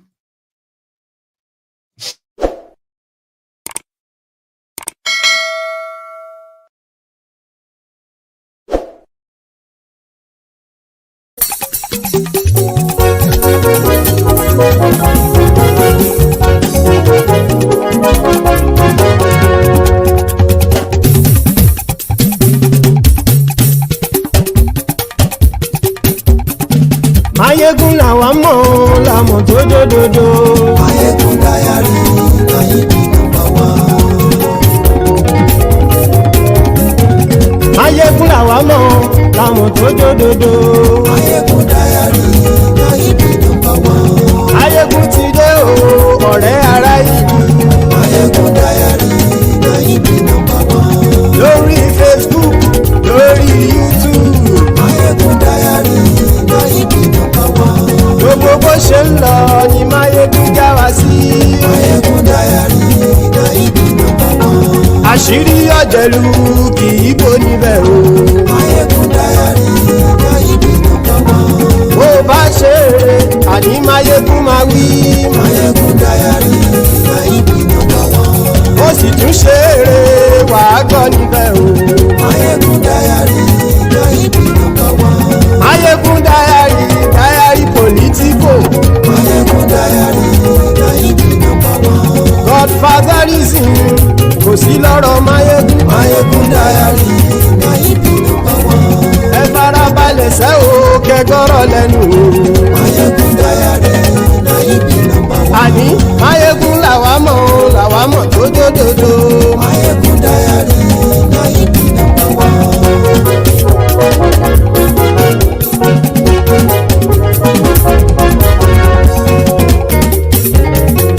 Àní ẹ̀sùn ràkì.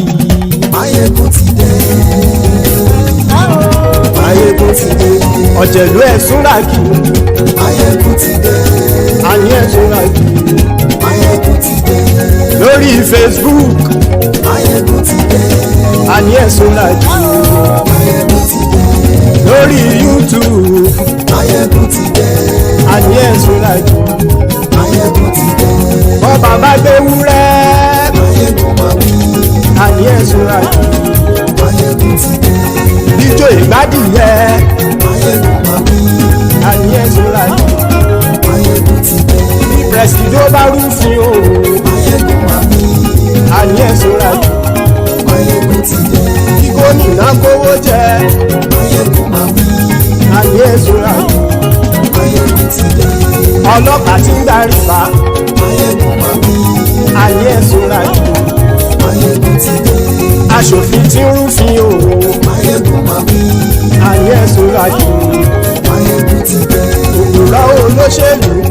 Maiyegun máa wí. Àní ẹ̀sùn ràkì. Maiyegun ti dé. Ọ̀jẹ̀lú ẹ̀sùn ràkì. Maiyegun ti dé. Àní ẹ̀sùn ràkì. Maiyegun ti dé.